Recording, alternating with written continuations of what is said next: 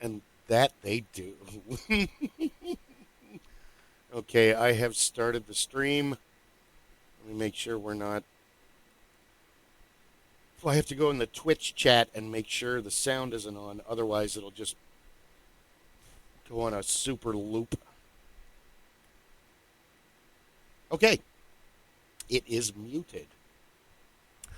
Hello and welcome to the Supreme Council of the Master Geeks Lodge. My name is Bill Kelly. I am Hornswoggle the Great, Psycho Bill, King of Ham, many other titles. And my co-host tonight is Rob the Blacksmith. And just Rob the Blacksmith. What's the I don't cigar? have any other cute say. Well, you pick up titles in life. You might as well use them. Imagine if it was like there's the Dragonlance books that are written by Margaret Weiss and Tracy Hickman, and when they encounter the gnomes, like everything they've done and everything is all connected to their name when they introduce themselves. So I am this, and Yep. I destroyed that, but I made this work, and then oh my god, dude, Son of. yeah, Yeah. it's like the Hobbiton or the movie Enemy Mine when the line of Jariba when he has to Yep. learn when Zamis has to learn where Jerry is from, and uncle is the first time added to the line, the first time they've ever heard that word. It was a great movie. uh oh, real quick, first off, what cigar are you smoking today? Oh, let me take a look at this one. This one is one of. This is the Sweet Jane Ooh, from the Deadwood series. love Deadwood, great show. I love all the old west cigars. They're grittier. Like cherry roots are my favorite, one of my favorites. And Real today's estate. weed that will be smoked is probably either garlic spurs or it doesn't matter. We're not. I'm promoting the weed, not you or Guy or Ron. Uh, that's for me. And Jim Beam this week, still on that kick. I was drinking vodka forever, a decade ago, all the time, because I would have to drink a whole, like one of these of vodka in order to get a hangover. Because I just, Yep. for one, I drink water when I'm drinking booze. It's very important, and that kind of lessens the hangover. We are just getting sober, so drink more booze. You're already committed. You're already here. Or the line from Stripes when John Candy wants to stop mud wrestling the girls. Can I stop? No, get back in there. You're already dirty. But the days of the it is June 23rd. The days of the week are it's National Typewriter Day. I gave mine to Goodwill so long ago. I think I had one in '99. I know I had one in the early 2000s because I was teaching the kids. Hey, look, a typewriter, something you're never going to touch. It's also John's Eve. Oh, National Porridge Day. Have your gruel for a warm, healthy breakfast. National Public Service Day, very important. And International Women in Engineering. All five of them. That's, sorry. Sexist jokes at women's expenses. Hell, all the women we know would have laughed at that, Sean. I would have told you that they knew all five of them. Yeah. We had told that to Beth or Kathy or that they would have laughed. Later, we're going to be joined, actually, soon we will be joined by Kris Newton, who I met way back when. We were just talking about it, trying to figure out 2005, 2006. Kris put out an article about getting independent writers and artists of the comic book community together and forming like a community, which was a great idea, because the problem is artists can't write for shit and writers can't draw for shit. So this is a perfect union. The problem is if you're a writer, you've got to convince an artist real hard in your vision.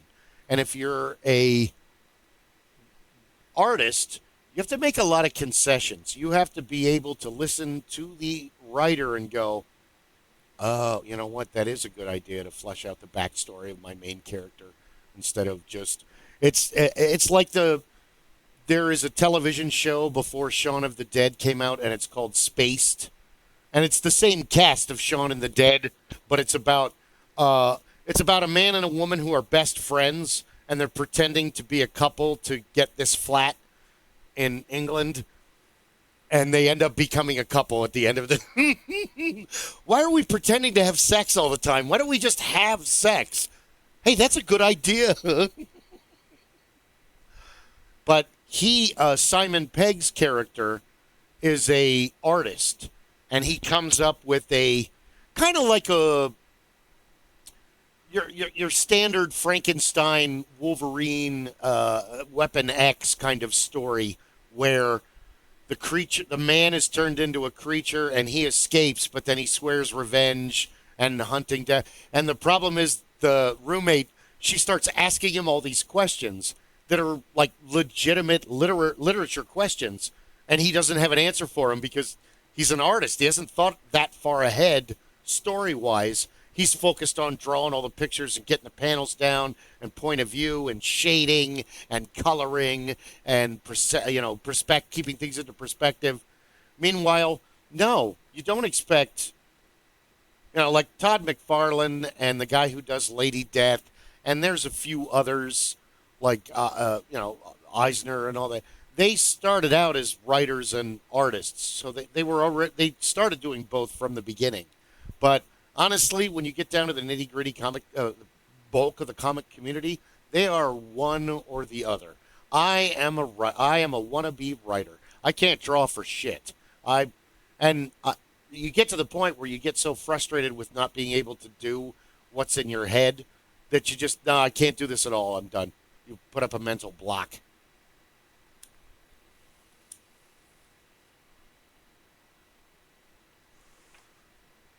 And that I found I had thousands of conversations from 2006 to 2013. 2010 was the last.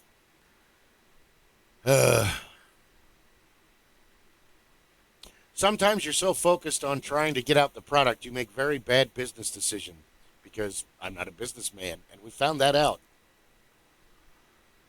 Yeah, doesn't matter. I paid off my debts. Christine got paid off, and so did Mike. So, if you're going to borrow money, pay it back. Yep. Especially if it's your friends and family. But that's a whole nother story for a whole nother time. So, yeah, Kris will be joining us. He's going to promote Core 6 Dark, his new company. And I think I have one of his original Shatterpoint Inc. Comics, which I thought was, that was way back when. But yeah, he'll be joining us later. And I saw a meme joke on Facebook that I've been laughing about since you're familiar with the pot movie Friday. Yeah. You've seen it once? Yeah, I don't think I've seen the whole film, but yeah. Okay. The character Debo. Okay, he's the bad guy for the whole movie. And he's played by Tiny Zeus Lister. Yep. So there was a joke because he's in both movies. What if when Debo is knocked out at the end of the movie by Craig, Ice Cube's character, at the very end of the movie, Debo's been antagonizing him for an hour and a half, and now they finally have the Old West showdown. And Craig knocks him out. And they said, what if, while he's unconscious, the movie The Fifth Element is running through his head. If he's President. What's his name? Damn it! I just had that looked up. So I've been laughing about that since I saw it a day or two ago. Figured we could talk about that.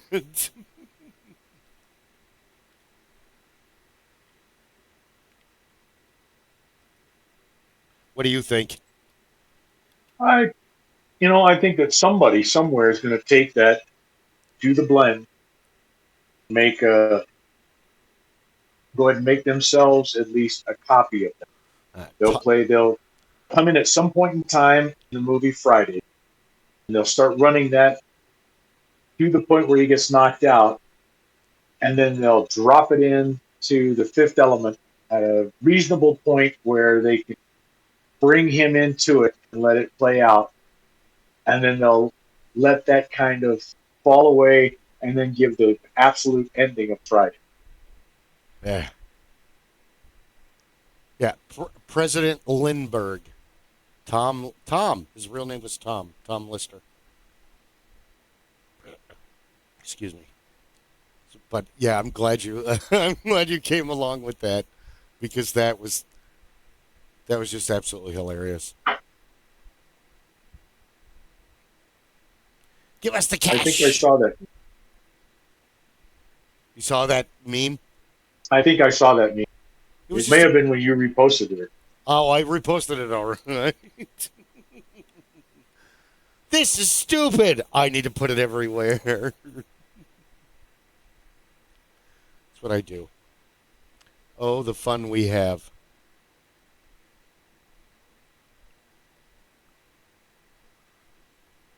So that goes along with so many movies and shows that are dream sequences, Yep. like Lost, uh, Under the Rainbow, uh, Jacob's Ladder,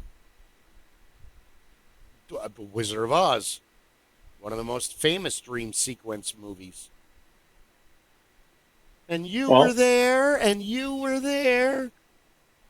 the TV show Newhart, where they brought back the Bob Newhart show Mm, as the close, very final episode.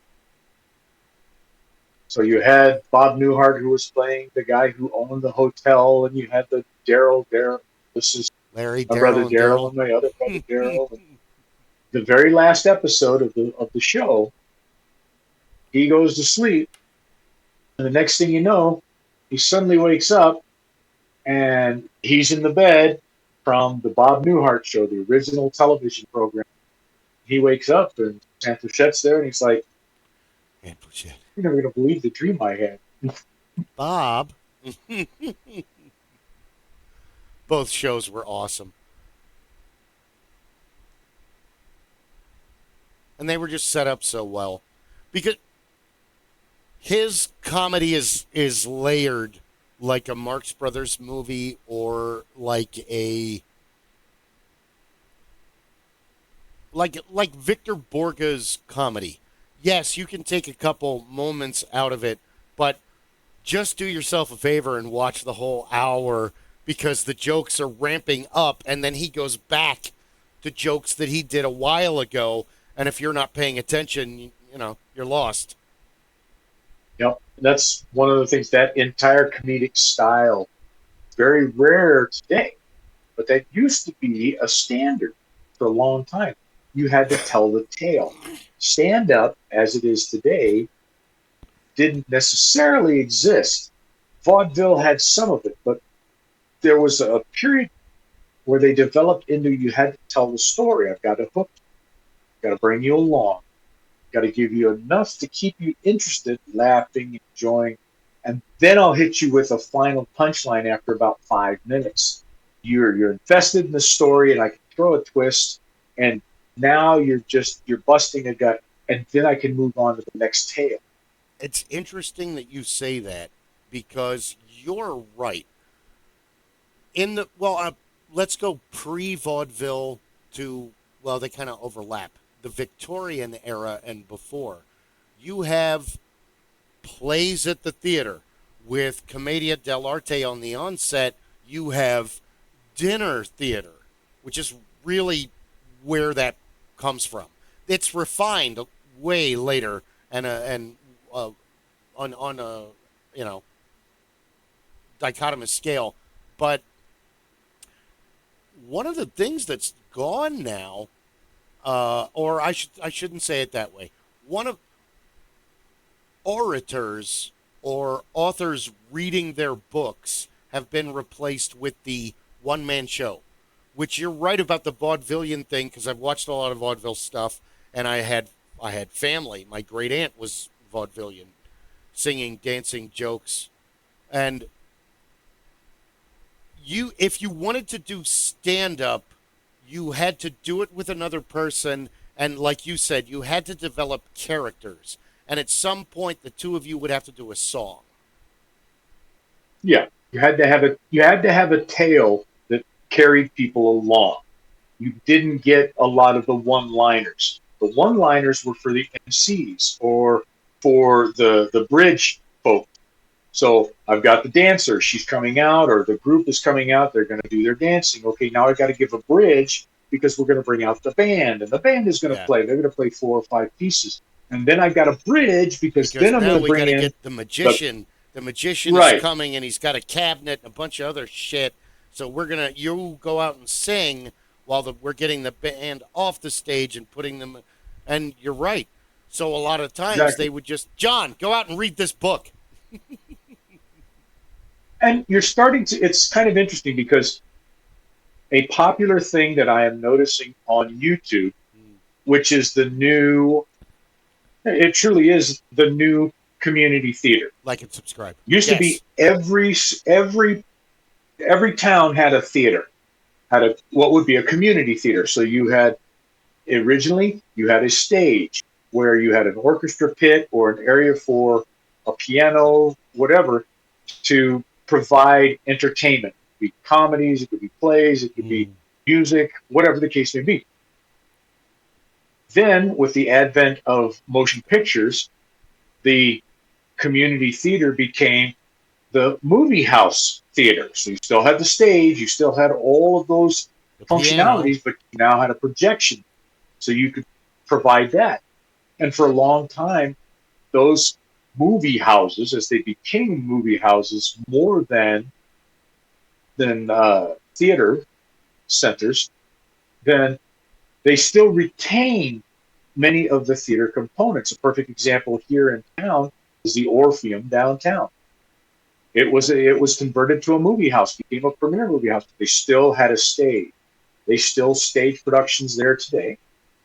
Um, when you go to traditional movie theaters, when we had the Cine Capri, the Cine Yeah. Capri still had a stage Hmm. with a full curtain and everything else. Originally, they even had a balcony.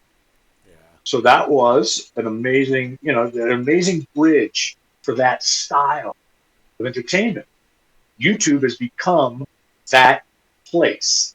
So you can open up YouTube, you can go on there, and you can find these 3 minute presentations, 5 minute presentations. But I'm seeing a lot of circumstances where there are writers or actors who are reciting a soliloquy. Mm. One of the popular things that I've seen is actors reading particular letters, particular communications. And so Yeah. you find you find a great actor. I want Liam Neeson to read angry letters to a coffee house, All right. and Settle and down now. that is what they're doing. I'm gonna read you So these that letters. is, I want you to pay yeah, attention, it's or I'll beat the come shit out back of all of around. So it's a rather interesting idea, and even your content Sorry. falls onto that Mm. because you're doing a lot of short form content, but it is a short form storytelling content about going to the ranch, about doing different things. There are the other channels that you enjoy and I enjoy Yeah. where we see long form content. Pole Barn Garage loves to do 1 hour, 2 hour content. And it literally is a recitation with, in this case, video rather than just stills of all of the things, events, and descriptions of what's taking place. And they are interjecting their own thoughts. So you no longer have to have a narrator who says, at this point in time, our hero was contemplating this, that, or the other. Yeah. So you get the soliloquy.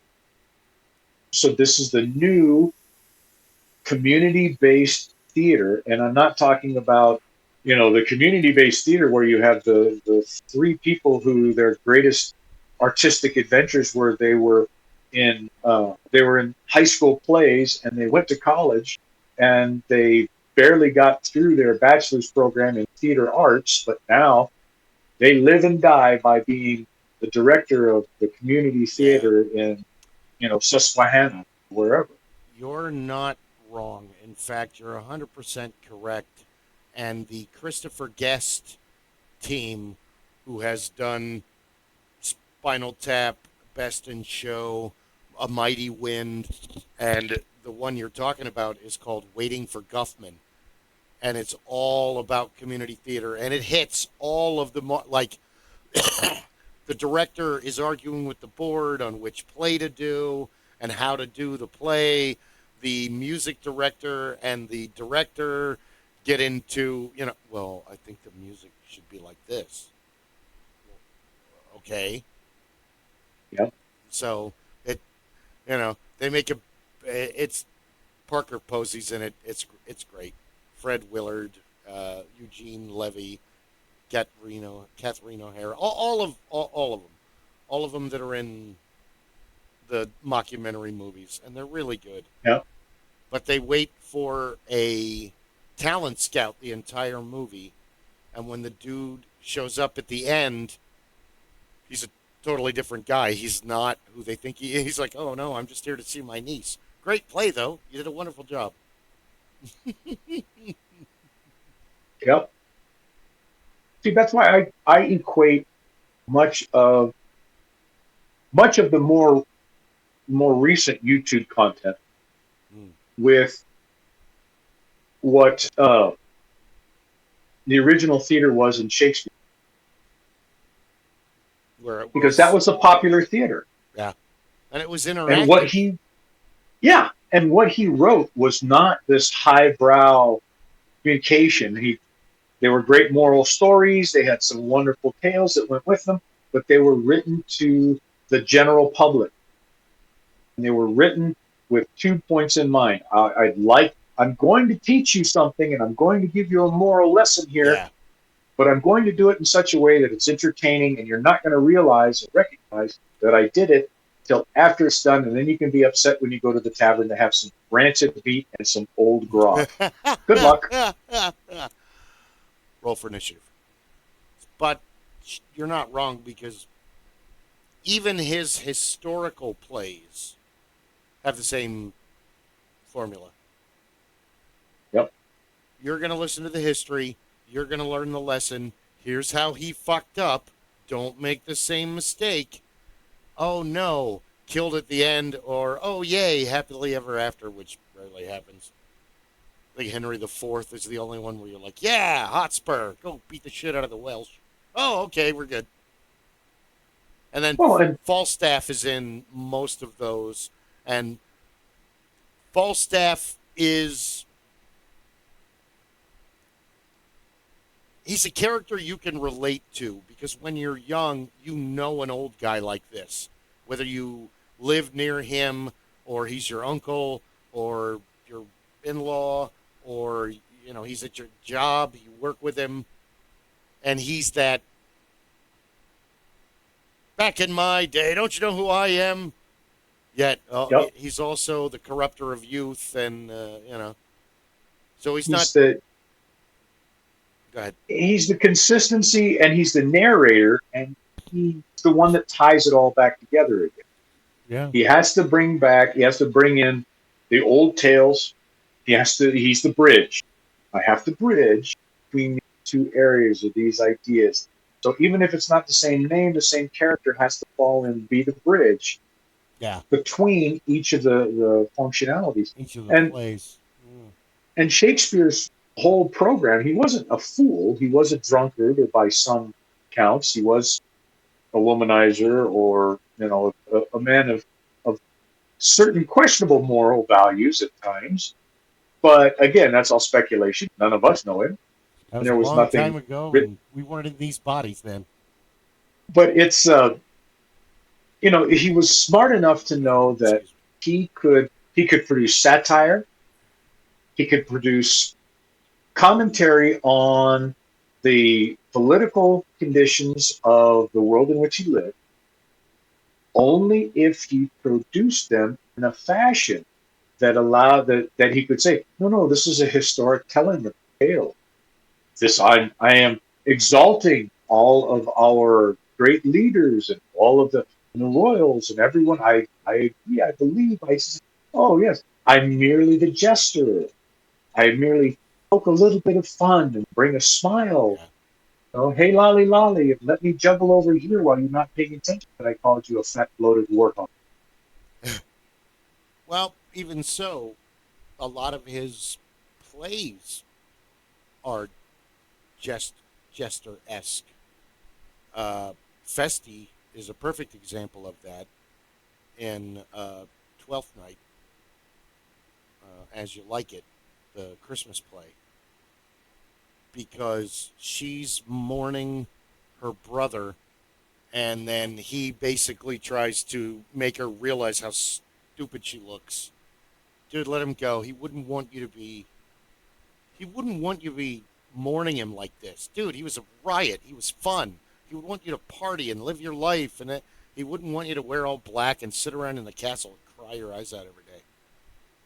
Yeah, And then she like almost kills him, and then all this other stuff goes. But but he's right in a and sense because you should always live, carry them every day, but you can't stop living because they aren't here anymore. And that's the right. hardest thing. That's the hardest thing ever. Oh yeah, I was given a piece of wonderful and logical education. So I had stood beside too many people, held their hands, laughed at the end of their time, and it was presented to me that grief, pain will never go away. That is associated with each of the people that you lose. The difference is how it plays out will change over time. Yeah. Initially, you will cry, you will tear up, you will sob at the mere thought of this person no, not being there anymore, never being there again. And that will last a period of time. I mean, hours, days. But over time, the amount of time that that feeling exists will shrink, and it will gradually be replaced by the memories of those things that made them so important. Mm. So soon it'll be, God, I remember looking as he breathed his last, held his, looked at his eyes.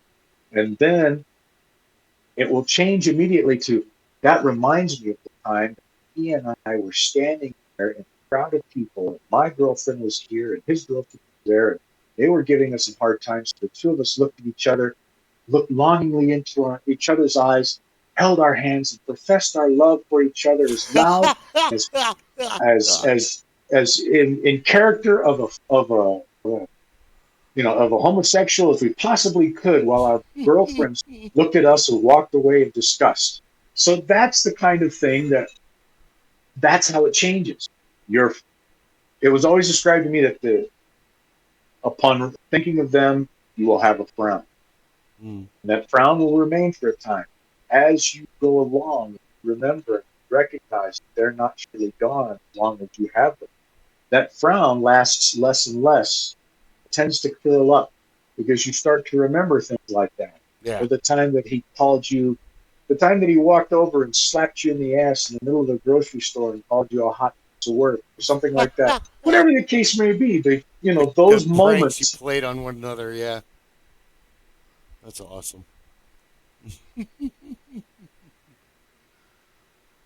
Sorry.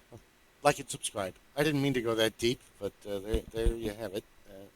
Well, it's I was funny trying to. because I'm actually trying to write a paper right now Oh. for uh, for my Scottish Rite base, Mm, talking about similar things, and it's Aristotle's golden mean. So the idea of the golden mean is you have your virtues, and you have a swath that exists between the depths and the heights of that particular virtue. mm, And Aristotle believed that you could live your best life by being in the middle of whatever that swath was. You talk about honesty, you know, you can have honesty can be absolute liar at the worst, or an incredibly blunt overshare on the other side. And so honesty, there somewhere exists a proper centrist position for you. And for each of us it's different. mm, And so you create a list of virtues that you believe in. Aristotle believed that that was how you can live the best life you possibly can. Identify the virtues that mean the most to you, identify the lowest and the highest, then seek your middle ground to create your best life. And your middle ground will change depending upon circumstance for a particular virtue. So I've been trying to reconcile that for explaining the history of masonry and the ideas and the stories and the tales and the moral values, and how do they actually, or how should they actually play out modern day in life today. Much of masonry goes back as far as the late 15th century. So how would you necessarily reconcile an idea that may have been created then, 1490, in yeah. Highlands of Scotland, versus how would it play out today in the middle of a 10-pound lake at 115 degrees? Two ways: yelling, or it's too hot. Whatever, dude. Fuck you. And then people walking away. Exactly. None of this has any meaning. I'll be at the bottom of the lake. Well, I have a comical snake story if we have time. Hopefully, It's always time for comical snakes. see if I have to. Do I have to invite him? Let me invite him to this room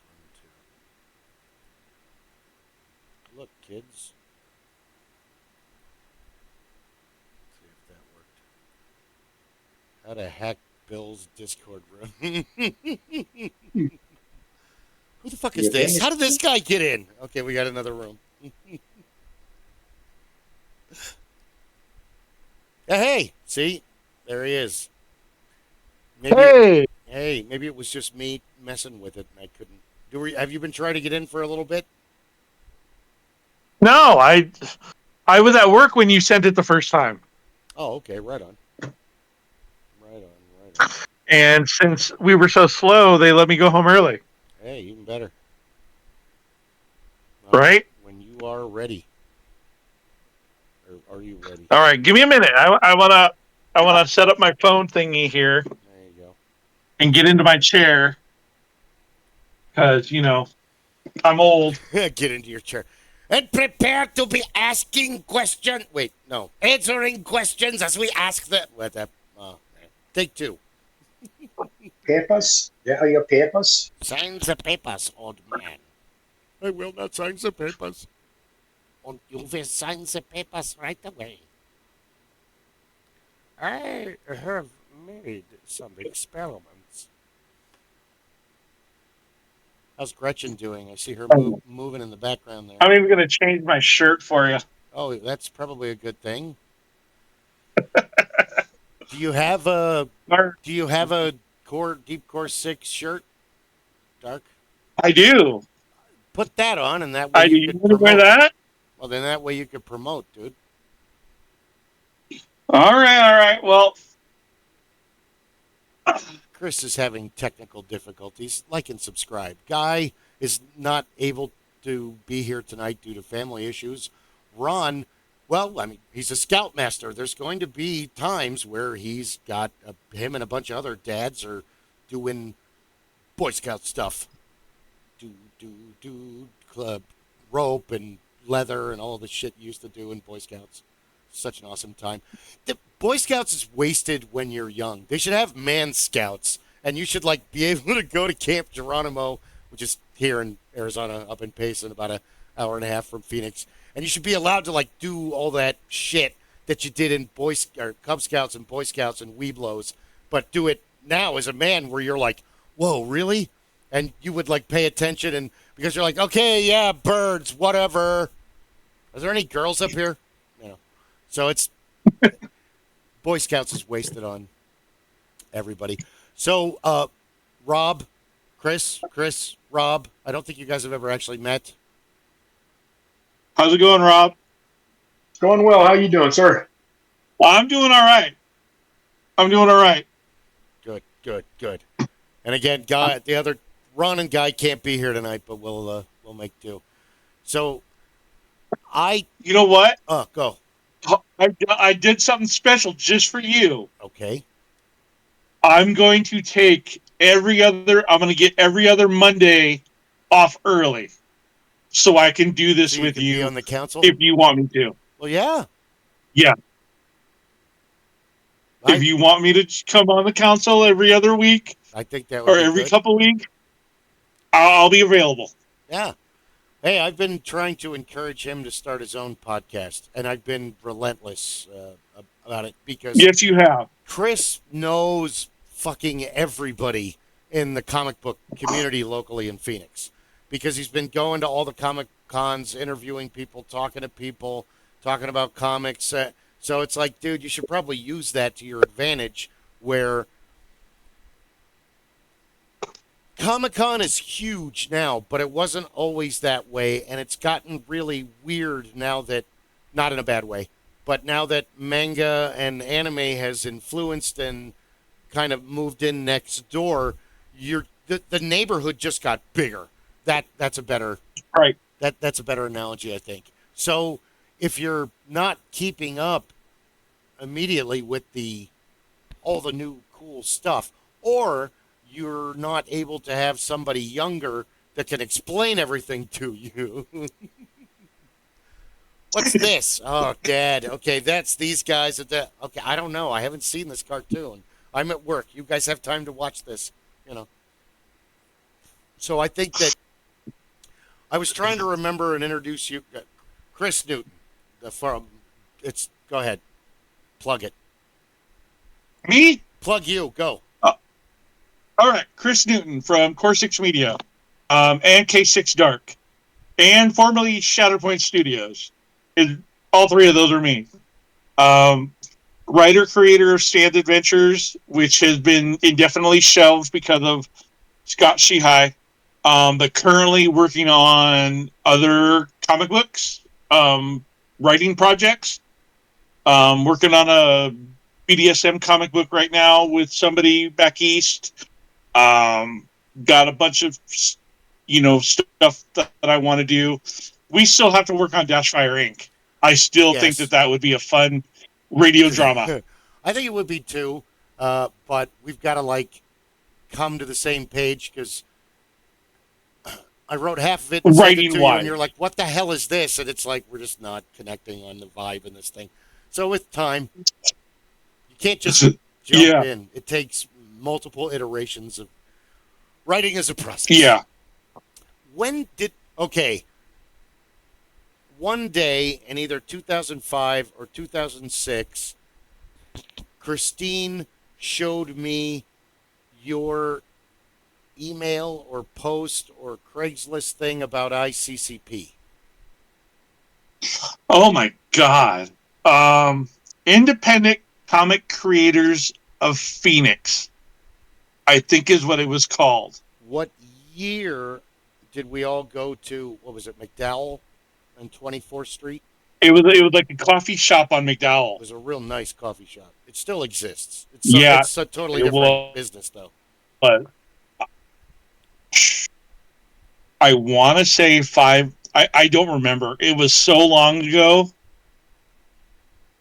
It was so long ago, and I think we had like 1 or 2 meetings because I was trying to bring distant voices back. You know, trying to get with the guys that I worked with before on distant voices to come back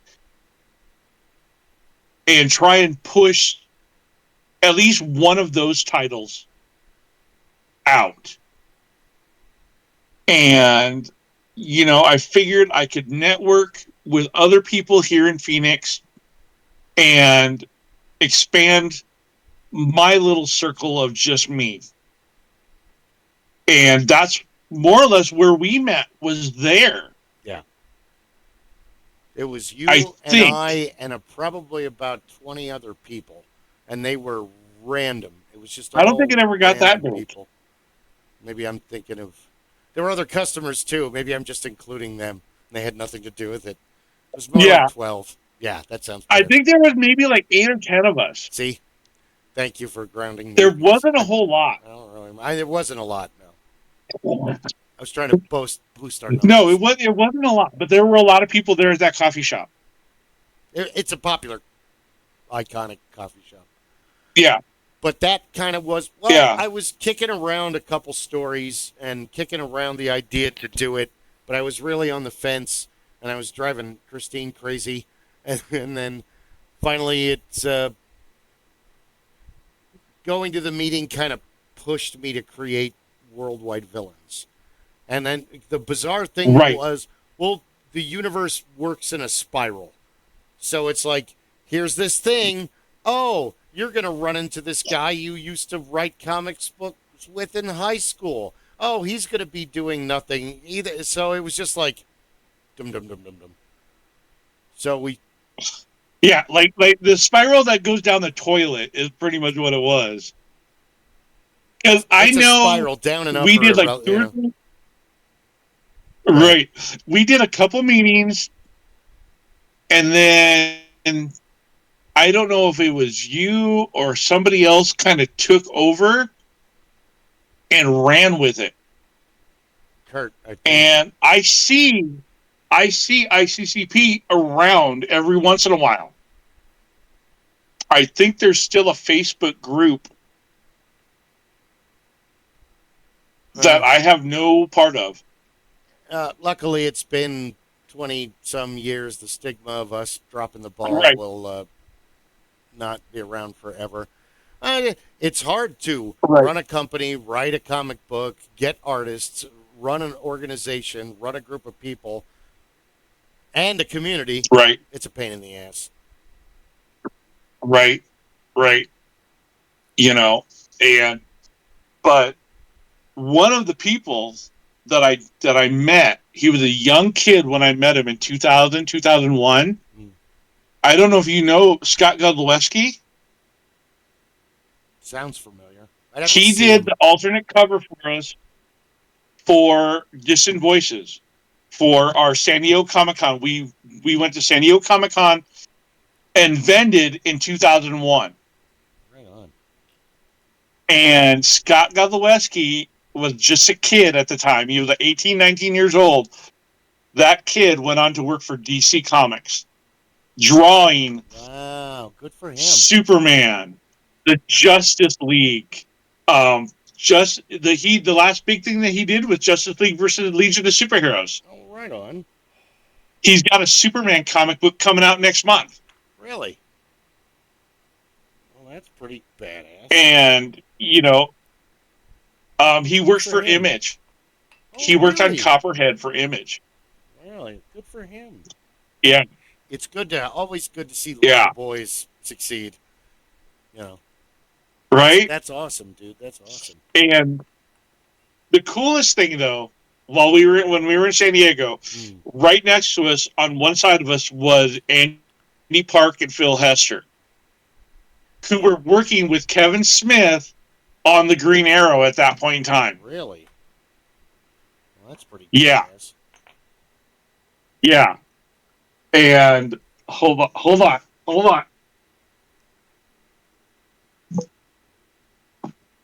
Oh, you got the comic? Nope, not a comic. I'm holding it the wrong way. Which way am I? Which way is the right way? This way. I don't even know how my book goes. Annie Park drew a Silo Bob. Nice. Yeah. And he's like, don't ever show this to Kevin Smith. Guess what? I showed it to Kevin Smith, and he tagged it. He's like, dude, this is freaking awesome. That is Kevin Smith, because he loved it so much. How long did you have to stand in line for that? I waited 24 years to show him. I waited 24 years to show him. That was one hell of a line. San Diego was a huge con. We're not fucking around. Yeah. Right. Well, when we were there, it wasn't that big. It wasn't as big as it is now. I'm having the Futurama moment when they're all standing in line. Oh, I just came to get my birth certificate. Everybody goes backwards. Oh, somebody had a baby. 20. Yeah, pretty much. Well, wait. Well, when I first started going, pro passes were $25. Oh, wow. That was a long time ago. And you could get in for all 3 days for $25 if you were a pro. Well, hold on. Stop for a second. Let's go back to the beginning of your career for when you go from comic enthusiast and reader to comic writer and creator. I didn't really start writing. I was writing pretty much from junior high all the way up. I kind of stopped for a little while, tried to be an adult. We all know how that works. Yeah. Met my ex spring. We got together, popped out a couple kids, and I wanted to get back into comic books again. I wanted to get into it the first time, 99, 2000. And that was when I came up with Forever Nights Productions. And we did Distant Voices. And we did like a portfolio reviews at All About Books and Comics. Do you remember them? Which one? The one off of Central or the one up here at Tatum and Thunder? We went to the one the first one we did was at Central. And then we did the one up at Paradise Valley Mall. Yep. And then we did one at the small Ash Avenue and University location in Tempe. Tempe, yeah. Yeah. Go ahead. Sorry. And we had guys, two of the guys came to all three locations. They really, really wanted to get with us. And so Eldon Cowger, Shiloh Kid, Sean Ross submitted a story. He was a writer. He didn't have an artist. We hooked him up with Jason Burrows, who, not the Jason Burrows, but another guy named by the Jason Burrows. Jason Burrows, the doppelganger Scott Godlewski. imposter. Yeah. And this guy was really flipping good. And then really? Scott Godlewski and Timothy Kinder. We paired those two up. But we pulled out that story because we didn't think it would work. Because it was more prose with images underneath the prose. If you know what I mean. Yeah. It's a progressive style. Yeah. It depends on what it is. I mean, if you're doing like the Sandman or something like that, it'd be very cool. It was along that lines of Sandman. Well, if you're doing an action comic, that's not a good idea. You're good. It's not a. That's good for a dream sequence or like the Sandman or whatever they ended up doing, cosmic rays. It's not good for. It's avant-garde, and you're going to piss off a lot of mainstream comic people. Yeah. I'm no expert, so we pulled that one I've out. talked to tons of geeks and nerds, so I know what I'm talking about. Yeah. So we pulled that and put in something else that was like a high fantasy story. Wait, what year But is this? Scott did the 2000, late 2000, early 2001, and we ended up putting Scott on the alternate San Diego Comic-Con cover, and we had a dude. I actually reached out to a guy that I thought was the artist, but he never responded to me. And we had the black cover with the hand on the cover that was a wraparound, and you saw like the monster in the forearm of the person's arm. And people went over, they really liked it. They loved it. I mean, it was a cool comic.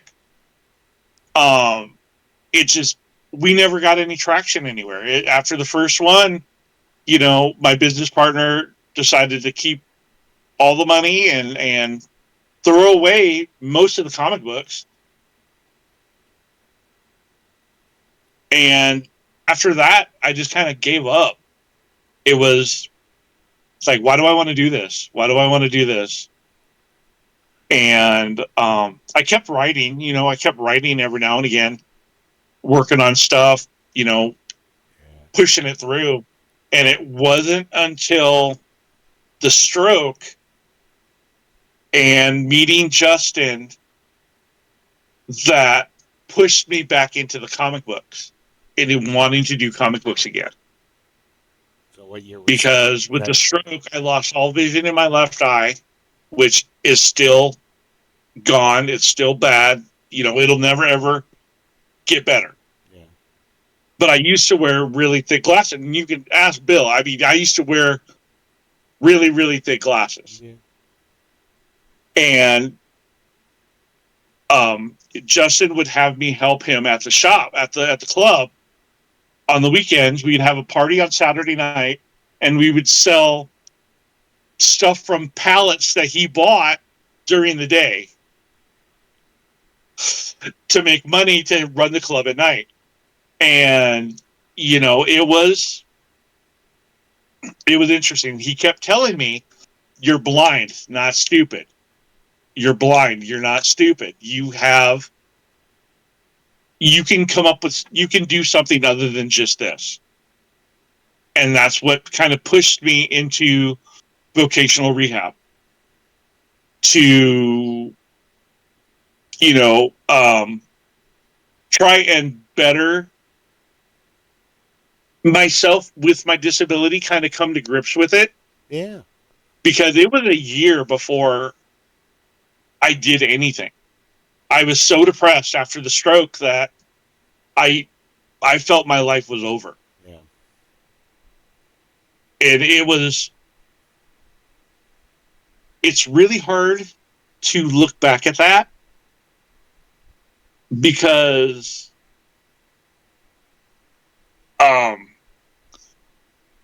I realized how alone I was. I was living with my mom, but nobody reached out to me at all. My friends, nobody reached out to me. I was literally alone. I would see my kids every once in a while, but it's hard to go and get them, to bring them from Tempe to Phoenix, every other weekend. Yes. And then not be able to do anything with them. While you were recovering and recuperating. So that was, and it wasn't until I got into voc rehab that I had to figure out what I was going to do. I could either go to college, which I had tried once before and failed miserably at. Yay. I could get a food cart inside of a government building. Not really big on my list, high priority to do, or I could start my own business. And I opted to start my own business. And that's where I was struggling on what was I going to do? How was I going to do this? And that was where the idea of the descriptive audio comic books came in from, was through Foundation for Blind Children and my desire to publish comic books. And my idea was, this is 2012, 2013. My idea was to create a program that would allow people to listen to the comic books, have a narrator and voice actors acting out the comic book. So you'd have like one narrator describe the panels, read the captions, and then you'd have voice actors acting out the characters. Yeah. And it was slow going because I had to present all this in a business plan to the foundation before I could leave. And I found the voice actors, and I found an artist that would draw at least one page of the comic book. Yeah. And that comic book that I decided was going to be Stan's Adventures, which I had created fucking 13 years earlier with some kid from Australia. It was just something that we worked on Yahoo groups, typing back and forth. Huh. Like, I'd write 3 or 4 paragraphs, send it off to him. He'd write 3 or 4 paragraphs, send it back to me. And we wrote it like, you know, a couple of times, and then it just kind of died. So I took what we had written and expanded on it and created Stan's Adventures. And so Heather drew the one page that I needed for the audio program. And unfortunately, we didn't have the money to create the program. So we made it into a PowerPoint. And we cut up the panels into one like PowerPoint page. And I had voice actors, and we recorded everything. And we had submitted to Comic-Con to be to have a panel of comic books for the visually impaired. Nice. And that's how that got. You know, they were so excited for that. And so we got in for 2015 to do a panel for comic books and the visually impaired.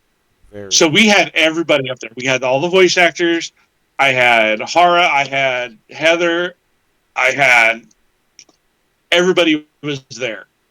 And one of my friends that we were working with prior, back in 2012, she had submitted paperwork into Comic-Con to vend there, and the wait list was 4 years. Whoa. Yeah, that was back when. Jeez. But she was there. I met Tony Stevens there. I met Marika Davis, who was another visually impaired artist who wanted to come. She wanted to be a comic book artist.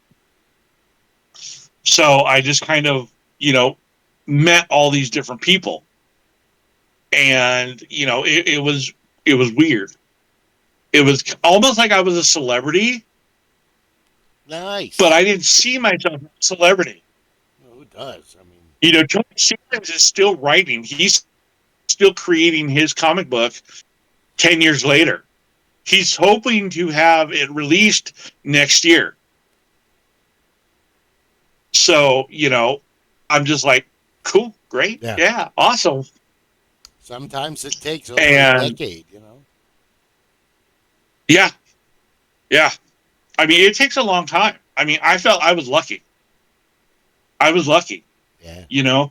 And then we're still trying to work. Heather decided that she wanted to be unreasonable in her page rate. She had just graduated from the Art Institute of Phoenix. and felt she deserved $150 a page. That's a bit much, but Oh, I know pros that make that have been in the business for 10 years, but not a recent college graduate. I mean, it was ridiculous. So we had to move on to somebody else. And that's when we moved on to Amber. And it was 2016. My very first show that I had ever done was Tempe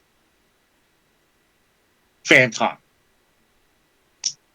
And that was the very first one. I had a flyer talking about what Course 6 was and, you know, what we were doing. And I had one print, 11 by 17 print of Stan and Bungwalla.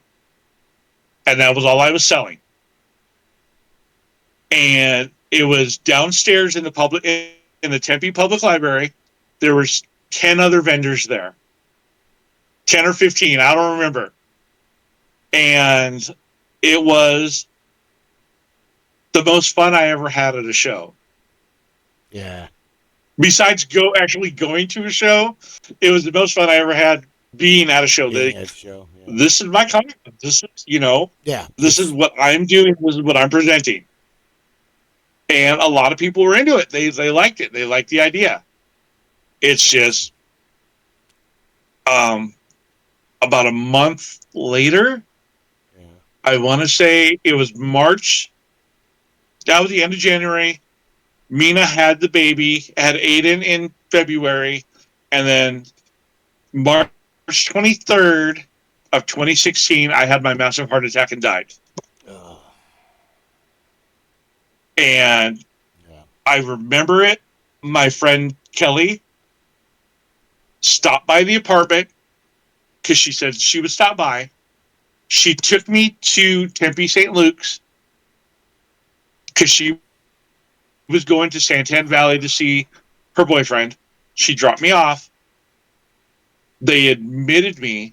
They didn't have any rooms, so they put me in an ambulance, and they were taking me to Phoenix St. Luke's.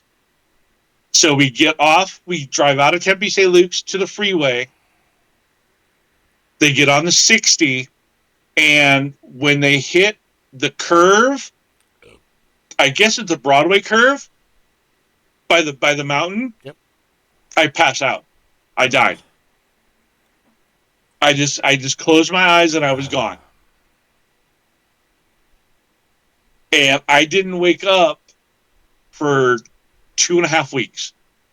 They had me in a medically induced coma for 2.5 weeks. And from what I'm being told, in that time, Mina, the girl that was living with me, that I was with, tried to take me off of life support. I'm waiting, Bill. Come on. You got to give me something other than Well, you know, holy attempted murder, Batman. There, I said it. There. That's fucked up. Pretty much. Yeah. But she denied it. She denied trying to ever doing that. Well, I'm glad you're not with her anymore because... Oh, my God. No, my mom kicked her out of my apartment. She made her call her parents, her mom, and her grandma come down and get her from Colorado. And they took her... Well, they took the baby with them, and they made her take a bus back to Colorado. So... Is the baby yours? Even your family doesn't want you around, so... But... The baby's not yours, right, Chris? No. Oh. No, she was already pregnant when she came, but I named him, and I was caring for him like he was mine. Nothing wrong with that.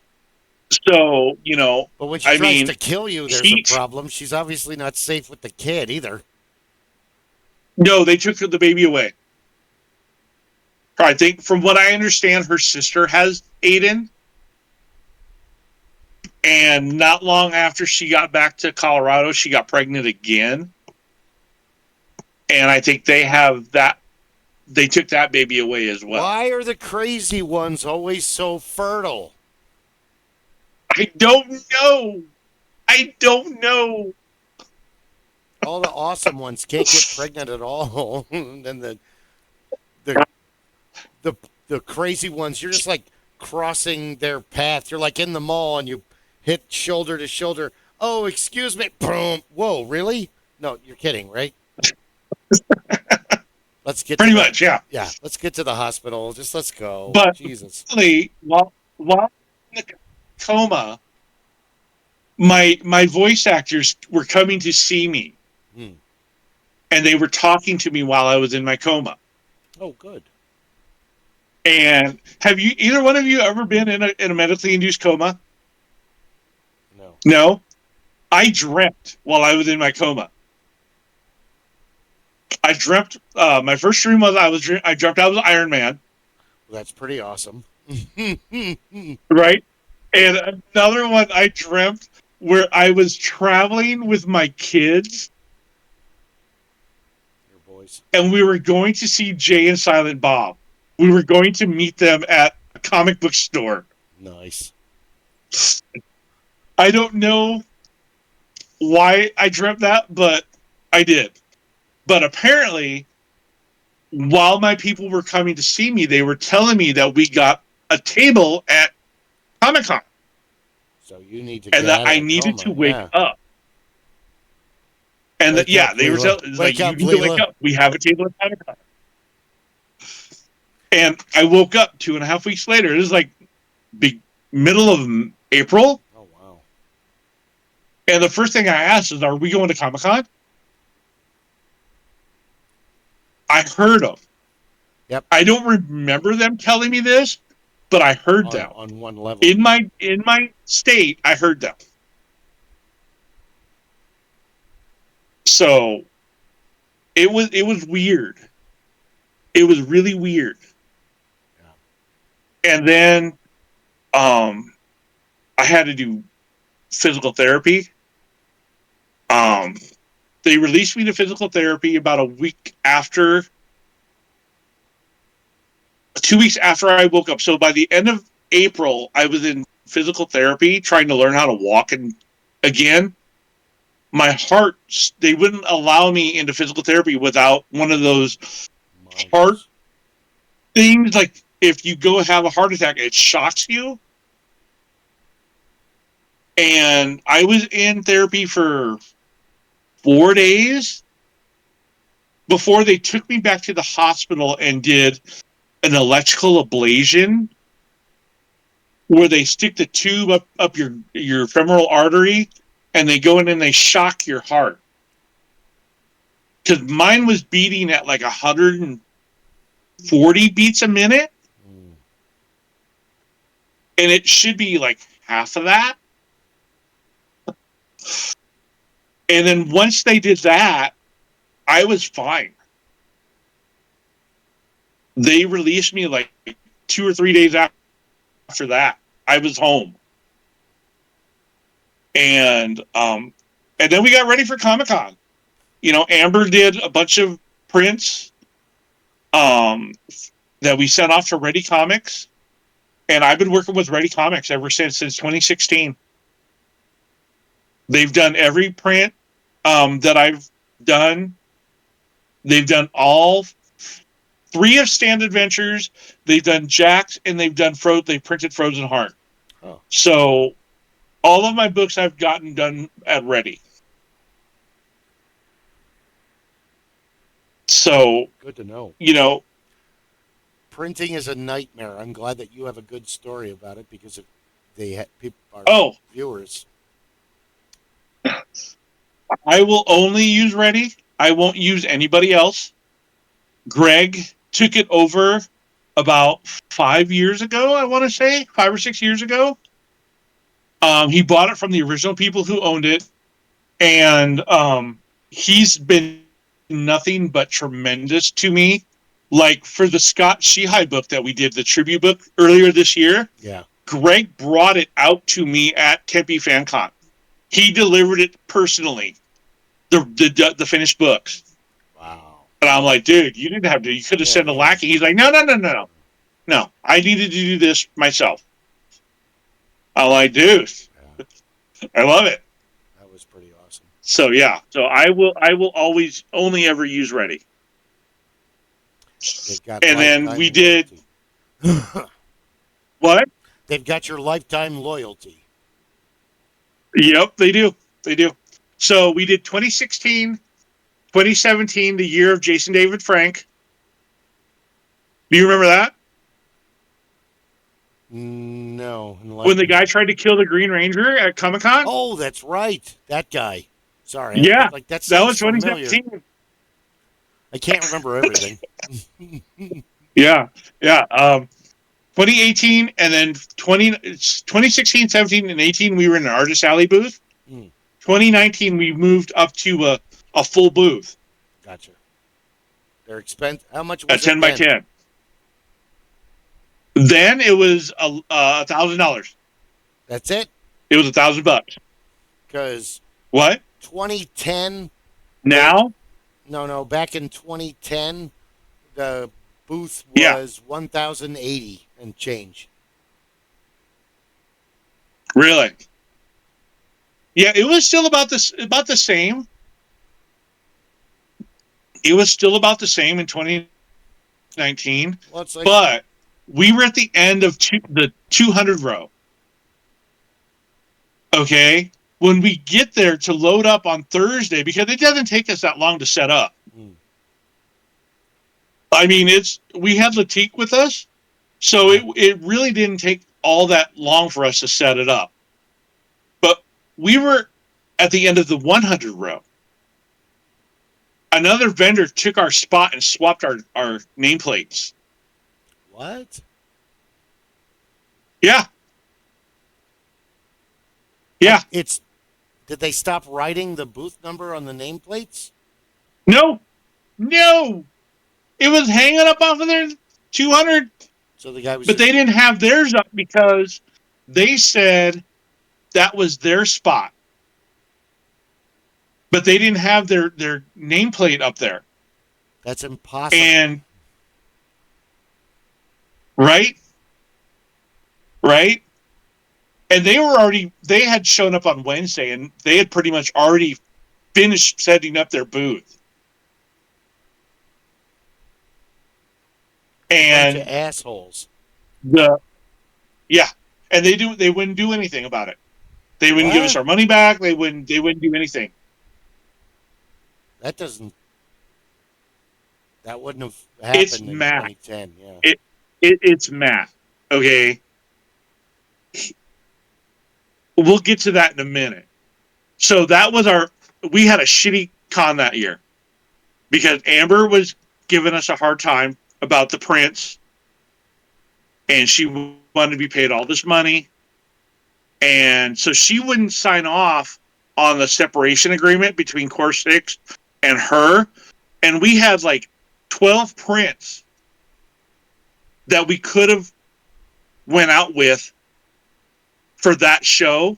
Yeah. And she wouldn't sign off on any of them. So we lost a bunch of money because of that. And so, it was just a fucking nightmare. Oh shit, am I allowed to curse? Yeah. I've been smoking weed and drinking. He's been smoking a cigar and drinking. You're fine. Oh, that reminds me. I got to get back to this. We actually have a viewer. Go, Carson. So he smokes when I smoke. He told me. Oh, sorry. Go ahead. What'd you say? So after 2019, we just said we're not ever coming back. We're done. I'm done with Fan Fusion. Like, fuck them. Latique did the first issue of Stan's Adventures. He drew it, left out like 8 pages, decided that he was going to edit it on his own, left out 8 pages. I had to get Chandra, my best friend and partner in all of this. I got her involved. And she went to him and she called him and said, look, these pages are vital to the story. You're cutting out one of the important characters. We need these pages filled in. So he went back reluctantly and finished the book the way that it was supposed to be finished. And I released the first issue of Stand Adventures in December of 2019.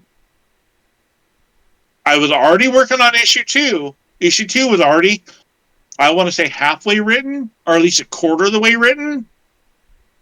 And then a little thing known as COVID hits and shuts everything down.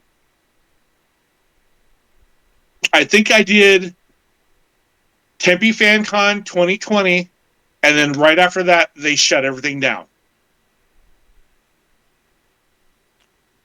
And I sat on all of my books for 2 years. And in that 2 years, we had finished writing issue 2 of Stands, and we were working on issue 3. Latique had drawn 2 pages of Stands in 1 year. He drew the first and second page of issue 2. And that's when I started talking to Scott Shihai, who was the artist, co-owner, co-creator of Tribe Comics. Yeah. And he was, he had been in the business for 20 odd years by then. Really? He was really flipping good. I mean, he had at least 15 to 20 published books. Really? Under his Tribe Comics. Yeah. Yeah. And he offered to draw issue 2. He's like, where's issue 2? And I'm like, Latique's not drawing it. He's drawn 2 pages in a year. Here's the thing. I suck it off. He's like, we'll just do stick figures. No, that's not going to work.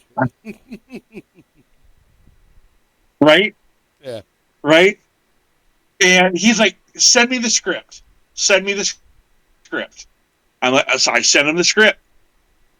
He knocked it out in 3 weeks. All 28 pages. Somebody who knows what the fuck they're and doing. A cover. Well, right?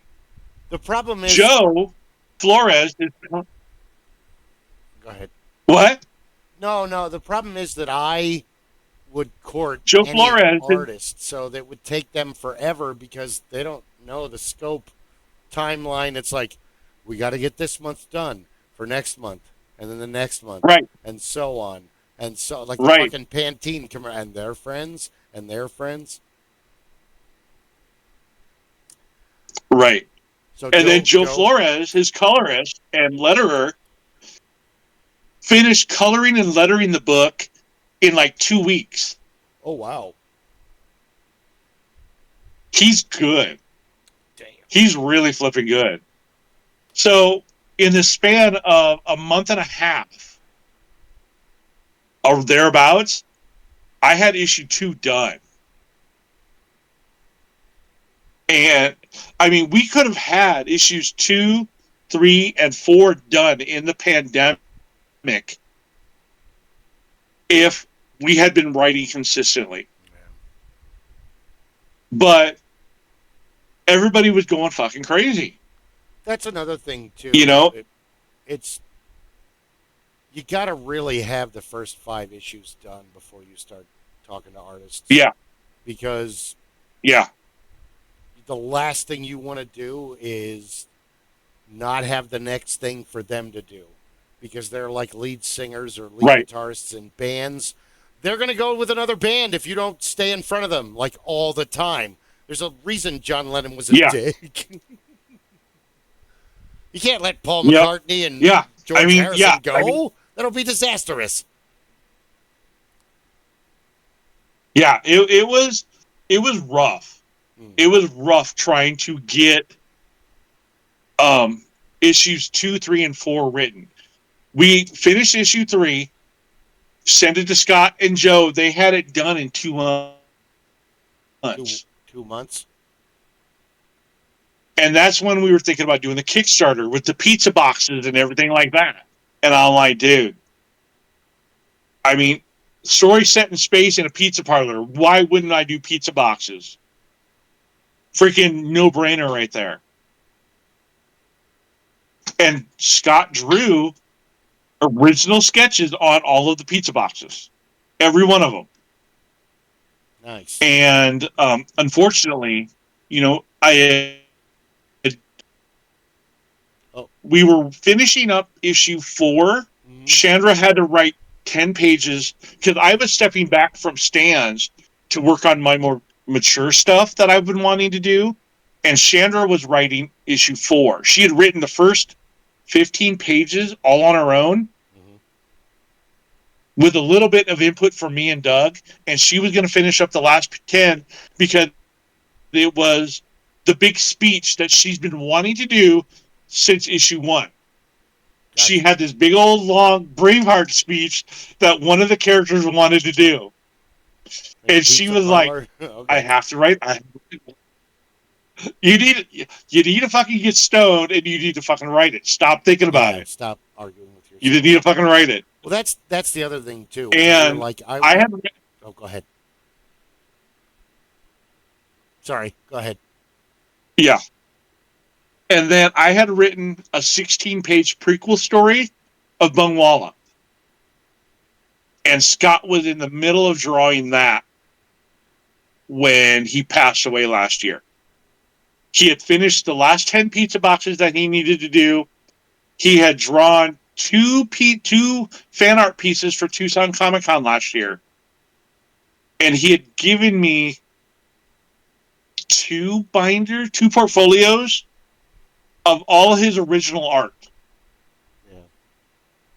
I probably had about 50 different pieces of his original art. And his mom had passed away on a Sunday. He had gotten home from work. She was up and she was awake and she was fine. He went to go to sleep. And by the time he woke up, he found her in bed and she was passed. And he had messaged me about 1 o'clock in the morning. So it would have been a Monday morning when he messaged me saying that the coroner still hadn't arrived to pick up her body. And I didn't hear from him. We were making plans for him to come and see me after work the following weekend. And I was getting ready for Tucson. Yeah. And I was because he had given me all these pieces in like sleeves and it's stuffed in the binder in the portfolio. They were just stuffed in there. And he had like 6 pieces of art in one sleeve. And I was going through, I set everything up on my table out in the living room, and I was putting everything in there nicely so it looked good. And messaged him a couple of questions about who these people were, and I didn't hear back from him. I usually hear back from him within a little bit. And I guess Joe and Dustin messaged him, and he didn't respond. And Joe had messaged the group chat and said that they had found Scott passed away Monday morning. Oh, man. And he was 52 years old. He was younger than me. He would have been 53 this year. And I'm just like, what the fuck do I do now? And I'm still kind of in that stage of what the fuck do I do now? But I have this friend. He's a persistent motherfucker named Bill. Oh, that guy. He's an asshole. That guy's a dick. I'm telling you. Most of the time.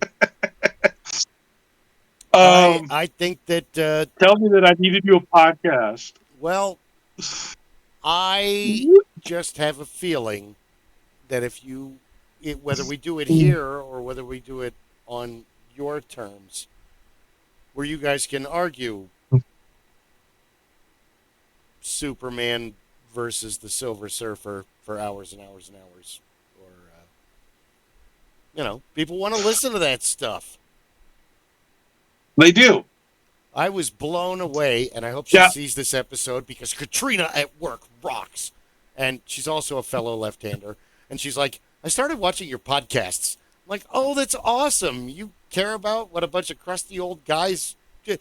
And apparently she watches a couple. She's already cheating on us. She watches other old...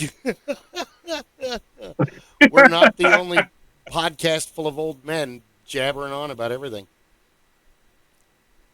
Well, you know what? I've got a really, really good argument that we could do. I don't know if you want to do it tonight or if you want to wait on it.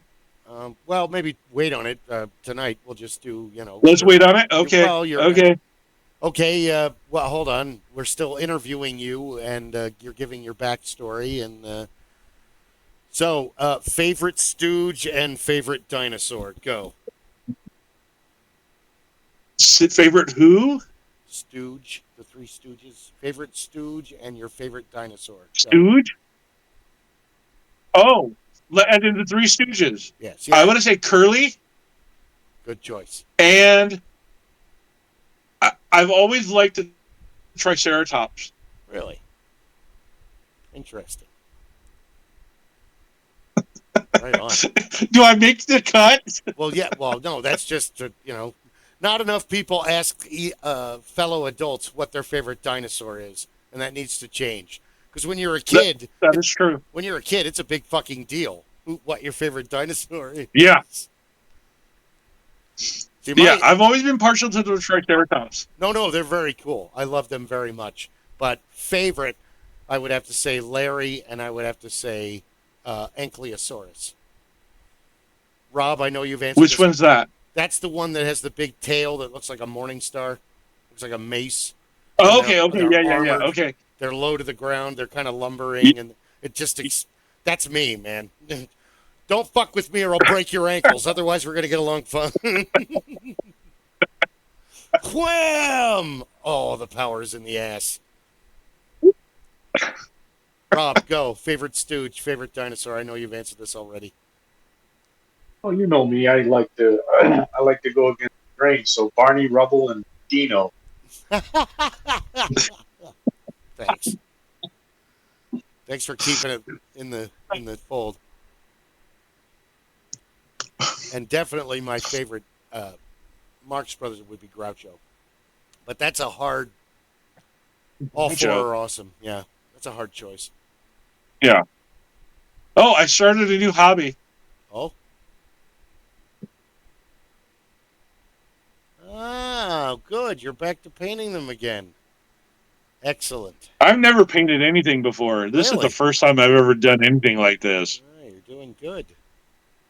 It's for the game Marvel United. I don't know if you've ever seen it or heard of it. No, I live in a cave. Okay. Yeah. Yeah. Rob and Guy are right. We need young people on the show because we're like only so... Oh, neat. Is that a Sentinel? Yep. Destroy mutants. Mutants. Yeah. Lay down and die. Oh, yeah, that's going to work. Yeah, I primed them, and I had set them up. I had set them up outside so I could prime them. This one falls over, and look what happens. Fucking the arm breaks off. Ooh, all right. Let's start a debate this way. So the Sentinels and the Manhunters. Is there a correlation? From DC Comics. Yes. So are Sentinels all the way. Are the Sentinels a lost, altered dimension version of the Manhunters that somebody found and reprogrammed to be the Sentinels? You know what? I never really read DC Comics, Me neither. so I don't know that much about the Manhunters. I was more of a Marvel kid. I really was. I know from just the JLA cartoon that they were made before the Lanterns, but they were kind of like used as what they are. They're robots because they, what are the people, what are the guys that live on AO said the robots didn't understand the subtle degradations of right and wrong and how morally things are right and wrong, but there's a gray area with behavior and dude, some Right. things you're just gonna let go. It's not that big a deal. Do not do that again, or I will fucking come after you. But for right now, it's the same thing at work. You know, like when I have a problem with a bunch of people, it's like, look, don't do that. You don't want to get in trouble. I definitely don't want to fill out paperwork. You know, be cool. Or I'll stand at the thing, and I'm probably going to get in trouble for this because the one guy was like, I don't know if you should be saying that. It's like, hey, I'll go up to a woman with a purse or a bag. You trying to smuggle a case of beer in there? And they're like, oh, no. Or they're like, yeah. And I'm like, you're not supposed to tell me that. I'm security. You got anything else in there? Collapsible bong? And they start all laughing, and they're like, no, the bong's in the room. Okay, as long as it stays in the room, we're fine. Do not bring it out by the pool. Do not bring joints by the pool. Keep it in the room. Because it's, dude, they're from everywhere. They're like, you know, from Kansas or one of Nebraska, one of these other states where they can't smoke weed like we can, just kind of wandering around. So they go crazy at the hotel. It's like they sit on the balcony and smoke as much as they possibly can, make a bunch of noise, and then go pass out in the room. That's literally most of my night. They're making noise. They're smoking. Knock, knock, knock, knock, knock, knock, knock, knock, knock, knock, knock. Security, security, security, security. Security coming in. Hey, why are you coming in my room? Because I've been knocking for 10 minutes and you've got the music so loud. This wasn't me. This was another group. You can't hear us. Oh, sorry. Sorry.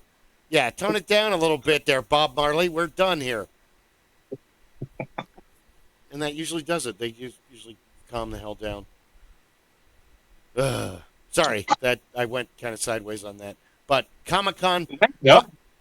Comic-Con is interesting because it went from being small and being these weird, fun people to getting huge. And now it's like you couldn't have it at the Hyatt, at the Wyndham, or the Safari No, that doesn't exist I anymore. was at the very first. I bended at the very first Phoenix Cactus Comic Con is what it was called in 2002.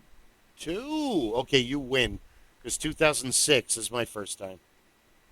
Yeah, I vended at the very first one, and I had the distant voices. That's all I was selling. I was selling some old comics, and I think I had distant voices, and then that was it. Oh. And I think I paid $30 for my table, $40 for my table. Back in the day, man. Right Well, I mean, now, 2000. Go ahead. well, let's get back to the pandemic. All right, because this whole 2019 comes full circle. Okay, after the pandemic, 2022, I was looking for a show to do, and I decided to do AZ Toy Con. I have never done it before. I had a bunch of Funkos that I didn't want. I had hair bows from my friend up in Washington that her and her partner made. Mm. I had the comics. I had the art prints. So I went to AZ Toy Con in 2019. No, 2022. 2022. No. Oh, okay. So just Fuck. 2021. God, we're getting older by the minute, Rob. 2021.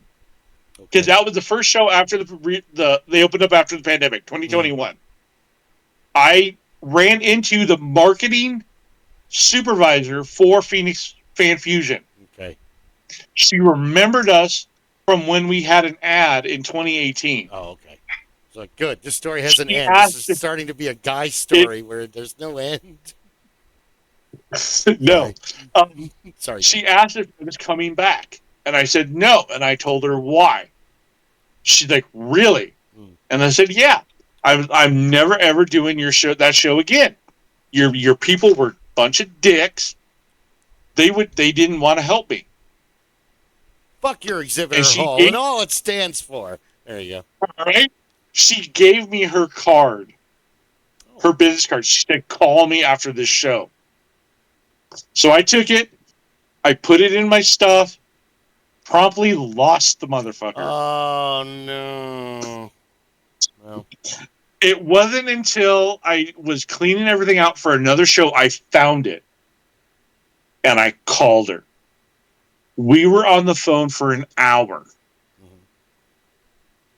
and She said, I told her the story again. you're dating now. She said, okay. Let me talk to Matt. And I said, okay. So she talks to I don't hear from her for like 2 weeks, 3 weeks. I get an email from Matt Solberg, from the guy who runs Fan Fusion. He runs Cactus Entertainment, whatever the hell it's called. Square Entertainment, whatever. Yep. Square, whatever. I've dealt with him I don't for care. years. Square Egg. You and I have had a totally different experience with Matt. Go ahead. Yeah. He emails me and he wants a rundown. He had talked to her. He wants a rundown from me. And I told her, I said, the only way I'll come back is if, one, I either get a full booth or 2 Artist Alley tables to compensate for the $1,000 that I lost in 2019. So I email him and I tell him everything that I told her from my end, and I sent it off to him. And I said, I want either a booth or 2 Artist Alley tables. And I hear back from him a couple weeks later, and he said, I can't give you a full booth. I can give you 1 Artist Alley table for free. I'm like, I'll take it. Yeah. So 2022 was my last time ever vending at Fan Fusion, and I actually made money because I didn't have to spend any for a booth. Good for you. I think we made like $800 the whole weekend. Yeah. The 2010 was the only year I lost my ass, and so much was going wrong that it was just over. Because you know what the Artist Alley tables are up to now? No. $650. They were $200. Just okay. You know how much a 10x10 is now? No. $1,500. It was 1,080 in 2010. They've gotten greedier and greedier. This year is the first time since 2017 that they hit over 100,000 people at that show. The problem with Comic-Con is the problem with the Arizona Renaissance Festival. You bastards are paying to shop. Yep. You know what show's really good, though? Tucson Comic-Con. That's what I've been hearing. It's been growing for years. Tucson Comic-Con is fucking amazing. I did it last year, 2024, 2022 was the first year that I did it. Well, it was... Go ahead, sorry. One 6-foot table is $200. $220 after tax.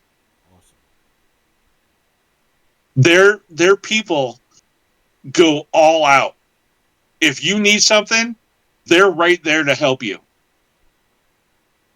They are so cool. Yeah. The aisles are wide so that you have traffic going both ways. Yeah, go ahead, go. My experience with Matt face to face on several years from 2006 to 2010 were always positive. He always bent over. Say, I have the same kind of experience with him. I don't have the situation. And there were a couple years where Teresa Kopaz, who was an ex-girlfriend of mine, was running the exhibitor floor. So we helped her out a lot because it's like, okay, what do you need? You know, we did Ren Fair together. That's how we met. We were boyfriend and girlfriend for about 6 months, and then we all know the same people. So you kind of, Ren Fair is weird. You date somebody, but then you kind of have to hang out with them for 2 months out of the year for like the next 20 years. So most of the relationships are like, okay, we're done, right? Okay, good luck. I'm sorry. You know, it's weird. Ren Fair's weird. But you've got such a cacophony of different people doing stuff. It's sad that the booths have become so expensive because now your cheap, dirt poor artists have to save up that much longer, and by then somebody has already done their idea. There, I said it. You know, I've never been to Ren Fair. Really? You're missing I've a never lot of been. walking and I've wanted to shopping. go for years and years and years. We'll have to drag you out there one year. I haven't been out there in 10 I've always years. wanted to go. Yeah. And I only miss it now and again. But again, it's a totally different place from what I remember 10 years ago. Yeah. But yeah, so, you know, I would choose Tucson Comic Con over Phoenix Fan Fusion any day, right any year. I want to do the steampunk Wild Wild West Con. It just came and went. But that was so much fun in 2013. And back then, of course, that's almost 25 years ago. Yeah. The booths were only $225 for the tables. And there were multiple exhibitor halls. There wasn't just one. They were all these big convention tents. So you were all kind of spread up and they could go shopping in different places. It was fun. It was like a weird open-air market. Mike Seifert walked up to us, and he didn't recognize us at first, but we recognized him right away. It's like, holy crap, it's Mike. I got pictures of you from like 2008 with your Yoda backpack. And he walks up and he looks at all of our guns, all of our steampunk guns, and his guns were on the thing, and he's like, just real cocky. I think he was arguing with someone before, and we were just an easy target. And he's like, my guns are better than yours. And we're like, well, yeah, Mike, you're a professional artist. Paul's a, systems admin. I'm me. We're not. I'm making guns for the everyday man to pretend and use. Yours, I wouldn't take those off the wall. I would just send pictures of them out. Hey, look, there's Mike's guns. They're on my wall. There's a huge difference, man. You still owe me a couple guns. I know I do. I'm going to finish those. Don't worry. It's only been one of these decades, 20, right? 20 years, so they should be. My birthday's next month. It is. No, I'll have to get those done real quick. I've got them. They're actually on the table. Every time I'm like, okay, I'm going to make a video of making guns, and then something happens, and then that doesn't. The table gets buried, and we'll get there. Yes, I owe you. Eventually. Because it's been about 10 years. It has. I don't know. How old are your boys now? If not longer. They're grandfathers now. The boys are. Dave is 27. Logan will be 24 next month. Nice. And I'm a grandpa on top of all that. So, hey, congratulations. Well done. You didn't know that? I remember you saying that, but... Yeah. My Gabe had a little girl in 2023, and Logan had a little boy in 2024. Fantastic. Yep. So my granddaughter will be 2 this September, and my grandson just turned 1 back in March. March. Nice. Yeah, I don't. Yeah. Well, So Hannah and Finn are busy, so I don't. There's no plans for any grandkids anytime soon. If it happens, it happens. It doesn't. no It doesn't. grandkids for you yet? Not yet. Hopefully someday. Not But yet. well, if they Let me tell you. go ahead. Let me tell you. The first time I held my granddaughter, I cried. I didn't Yeah. cry for the birth of either one of my boys, but I cried the first time I held her. Oh, I was in a state of panic for the first two. Even being high, it's like, well, Hannah was born cesarean, and the cord was wrapped around her neck twice, so there was going to be no natural childbirth. And the funniest part is it's like a knitting circle. So, what are you going to name the baby? Hannah. Oh, that's such a lovely name. Yeah. Pay attention to what you're doing. Oh my God, there's organs everywhere. Because they just like kind of put them up on top of the woman. I'm just like massaging Jen's temples. What's going on? I can't hear the baby. Oh God, you don't want to know. Just so what? How these are good drugs, huh? So what do you two do for? Oh my God, just get the baby. Yep. Where with Christine, it was a natural childbirth, so there was like what 12 hours of. Well, it was pitocin and induction, and it was a little different. There's a lot more excitement. But yeah, afterwards it's like, oh yeah. Oh, I bet. But I gave Hannah the same speech my dad gave me. We've raised our kids. Don't think for a minute that we're sitting there waiting to raise grandkids too. Your mother and I have enough to do. I would love to help raise my grandkids. I don't see them enough. Oh yeah. Now that Gabe and Keisha and Spring moved to Colorado last year. Oh. So yeah.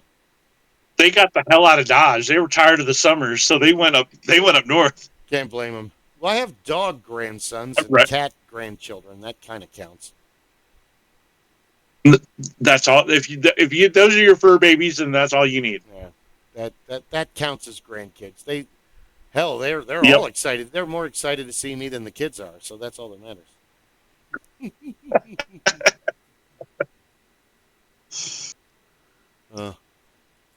So when All right. Huh? So I'm waiting for you to throw another hard question at me. Well, I was going to ask you more of like about how long did it take you to get the first one published, printed?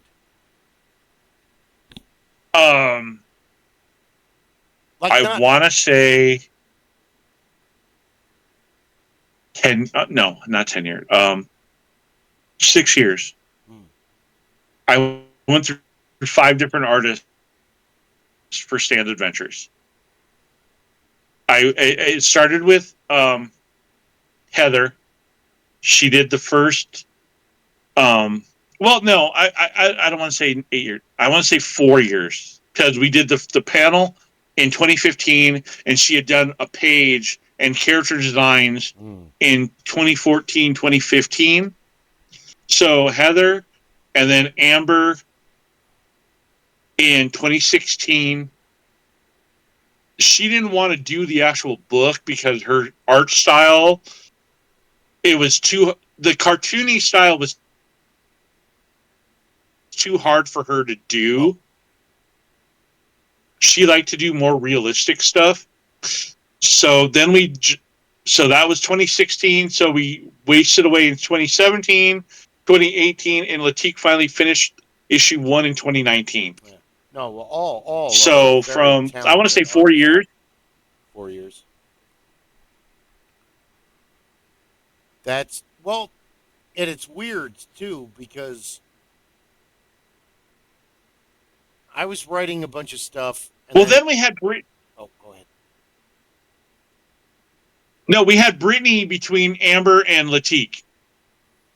And Brittany, it was her first time trying to draw a comic book, and so she really didn't know what she was doing. So that fell apart really quick. And after Brittany, then it was Latique. So Latique was number 4. and then Scott was number 5, Gotcha. and he ran with it. Only 5. Lucky you. Oh. Now, if I won, Do I have you beat, or do you have me beat? which project? With how many artists you've had for one project? Oh God. The problem is that with Major Crush Hazard, Matt got everything done, and then Dana finished everything. And then for the second comic, Matt got everything done, and then Dana, she did less than half of it, but it's like the problem was that she didn't want to hurt my feelings. It's like, this is a project. Friendship and feelings do not matter. You're either going to complete it or you're not. I can tell you're burned out. I just want you to tell me you quit. And she wouldn't. So then Kurt. So in the meantime, Dwayne, who now I work with and hang out with during the week because he got me the job at Tapatio Cliffs, but Dwayne was doing Christine's project, The Misadventures of the Four Horsemen of the Apocalypse, but like 3 things happened. We've really deviated from Christine's original idea. She wanted it to be this cutesy little Hello Kitty thing, and we turned it into basically this really involved anime, and it looked great. But Dwayne couldn't keep to a time frame because he's his own worst critic. Are you done? Well, I was done. Are you done with it? Well, I was almost finished, but I didn't want to send Most it to you. artists Just are. fucking send it to me. It was every panel. Every panel was 2-day argument. Well, I don't want you to look at it and think that your art is amazing. I would like chop off a testicle if I could promise to get your abilities in return, if that was some kind of deal with the devil to be made. Right? But your lack of self-confidence in your own ability it just destroyed the project. You can't get anything done if Most of them are that way. they're so afraid that it's not good enough. Most artists are that way. Yeah. Or you got the other artists that are just my terrible, ex was that way. The artists that are terrible, but they think they're awesome, and you can't convince them otherwise. Right. Check this out. It doesn't matter. That's one panel. I need like 35 more for the project to be done. Yeah, but this. Okay, it's great. Thank you. Like I said, they're like rock star singers and lead guitarists. It's like, dude, come on, just like get the project going. So that was a problem. And the other problem was that Matt was getting into architecture and doing other stuff, and I just literally could not afford it. And he really wanted to do my graphic novel, Fat Angel, and I really wanted him to do it, but it's all about money, and I don't have any. So the stories keep coming. I just stopped writing them down a long time ago because now that's why I focused on, I'm not a great writer, but I am funny and I'm a good storyteller. And that kind of helps with YouTube because you can get to a lot more people than having to travel all over the world and forcing them to listen to your stories, especially when you're a nobody and they don't know who the hell you are.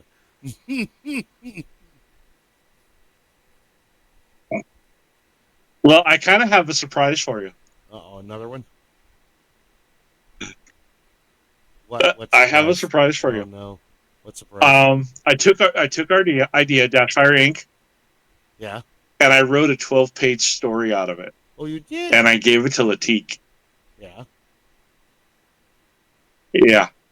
He said that he would do it for me for free. We'll see. Wait, did you do your but it's cast just a of 12-page or my cast of characters? Because we weren't really agreeing on who was going to be involved in the story. Well, I had the scientist, his daughter, the helper,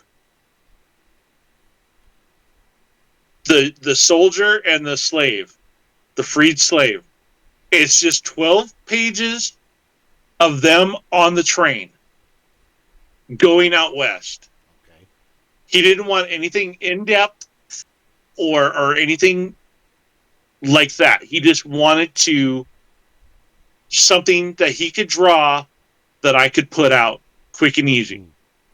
So I'm still waiting because he's got other things that he's got to finish before he can start it, and it's only 12 pages. So I'm gonna wait.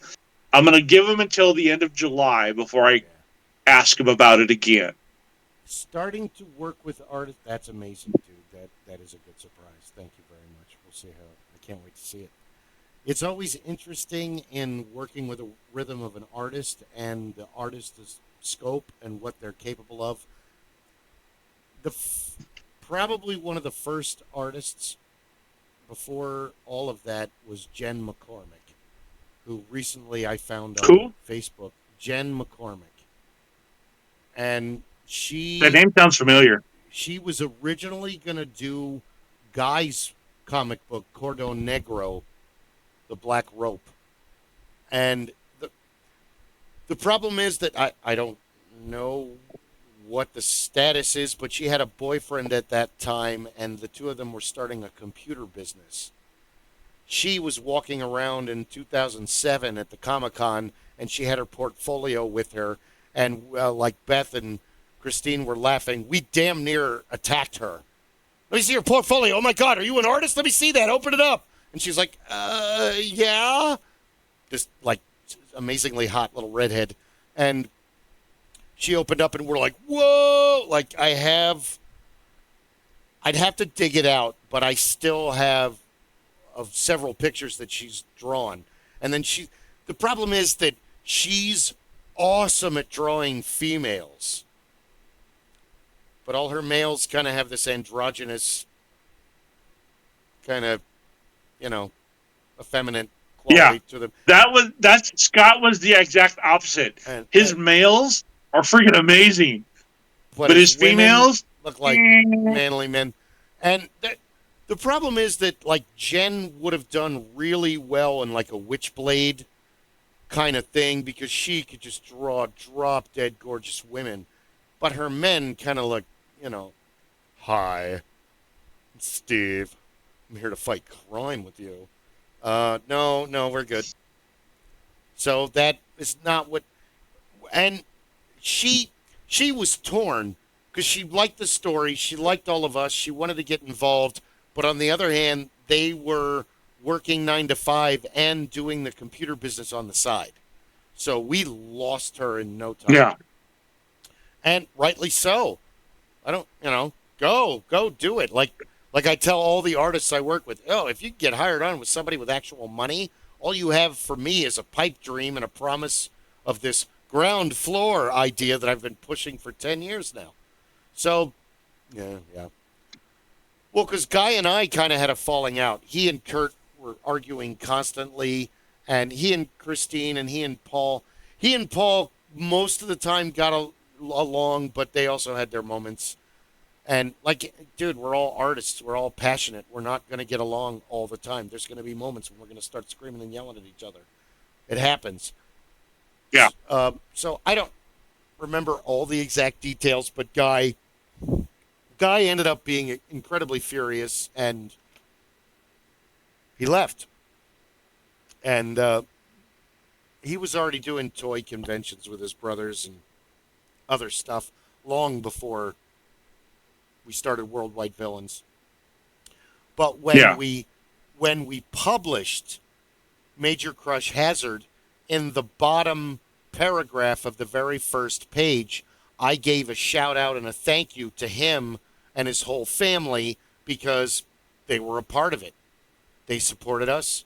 They were involved in all of it. Yeah. And then I got a call afterwards, and that's, that kind of like patched up the friendship. And we've been, like anything. Guy and I have that, we argue, then we don't talk for a little while, then we, bump into one another, rekindle the friendship, then something happens, then we don't talk for a while, and now, but that was, 20 years ago? And he I was already planning the podcast thing, and I wasn't confident enough. But I was already making the videos. But people like to hear all my stories, and I've got one of those voices. It's not just for hypnotizing cats; it works on people too. Dogs sometimes, depends on the dog. So he wanted to do an all cars podcast, and I was down. And he came up with nicknames and all the other stuff, and he wanted to do it, and I'm like, this is really a good idea. And then I started the other podcast with Sean and Cliff, and then Cliff got really sick, like he is now. And then Guy kind of came back, and he's like, I've been thinking about it, and I still want to do the podcast, but instead of cars, let's do cryptids. And I'm like, okay, here's the problem with that. As much as that is really a good idea, I'm kind of in the middle of doing this haunted house podcast, and in doing the haunted house podcast, three things are simultaneously going on. Sean is driving us to do it 3 or more times a night, and we're running out of topics. Cliff is really ill, and Sean's kind of written him off, where meanwhile I'm sending him jokes every day and trying to call him when he answers the phone and make him laugh, and comedy's the best medicine. And on the third one, Right. I noticed the smaller the title, the smaller the box for a podcast. So if you're cars, you can discuss all things automobile, all around the world, through all time, but just that, except for when you bridge out into movies and shows and stories. With cryptids, dude, I'm already doing all this research for the haunted house stuff. I don't really have time to, while I'm looking for a full-time job, because this was like the beginning of last year, I don't really have time to relearn all the stuff about all the cryptids that I was like voraciously, ingesting 10 years ago, because, Trunko, I got to read all about that. Oh, that, all the cryptids, Bigfoot, all of them. And I said that, really, we need to come up with something big where we don't have boundaries. And Guy was like, I understand what you're saying. I hear that. And I said, why don't we do all things geek? And that way we can discuss cars, cryptids, blacksmithing, Dungeons and Dragons, video games, comic books. Because Guy's, after Worldwide Villains thing parted, he got way into cosplaying for like the last 15 years. So he knows a lot of the cosplay community. And if you have a bigger box, you can discuss a lot more topics. You're not going to run out of stuff to do. Everything is fair game, because everything is kind of geekdom. And it's like, oh, well, cars aren't geeky. Actually, they are. You have people that are just as fanatic about brands between Chevy and Ford as they are the Eagles and the Cowboys, or the Steelers and the Raiders and, well, everybody else. So you kind of gotta. I don't know anything about sports, but I know a little bit about everything else, because I listen to everything and I guess I would do sports more, but Dungeons and Dragons was way more interesting than football when I was. What? You can kill zombies with dice? Where does this happen? Let's go now. I have something, a blast from the past. I don't know if you remember these guys. Villacron Chronicles. That sounds really familiar. Why? They were around 2000, 2005. They were trying to get their comic book published. I was at Zia in Tempe 2 weeks ago with my stepdad, Yeah. and we had gone to Zeke's next door and had pizza. Oh. And we walked over to Zia, and I was looking through the discount books, and I found their first volume Oh, good. Did you of buy their it? comic. No, I did not. I didn't have any extra money, or else I would have. I have to go buy it. Yeah, it was like $3. Oh, nice. I've still got a couple Yeah, Major Crush hazards somewhere. Kurt got almost all of them in the divorce. I have your. I think I have that. Could you? I bought a package deal from you when you're at Comic-Con, and it came with a DVD, Yeah. a comic book, and a couple prints. Nice. We tried to give, I'm gonna have to find it and pull it out. the DVD was fun. Some of that was up in Prescott, and yeah, there was one time when I lost control of the sled and went flying down the mountain. Kurt couldn't stop laughing. It was a good time. Yeah, but I saw the Villicar Chronicles thing, and I'm like, damn, that was just about the same time as we all started connecting around that time, 2000, 2005, I think. Maybe a little bit later. I honestly, as much fun as the Comic-Cons were, in retrospect, the coziness of the comic book store is sometimes a lot better because you get to spend more time talking to your fellow artist. Like Eric and Denny and a couple of the other ones, we spent a couple days at Spaz Dog, and which I don't know if he has a store up there anymore. Because a lot of the Who is it? Spaz Dog.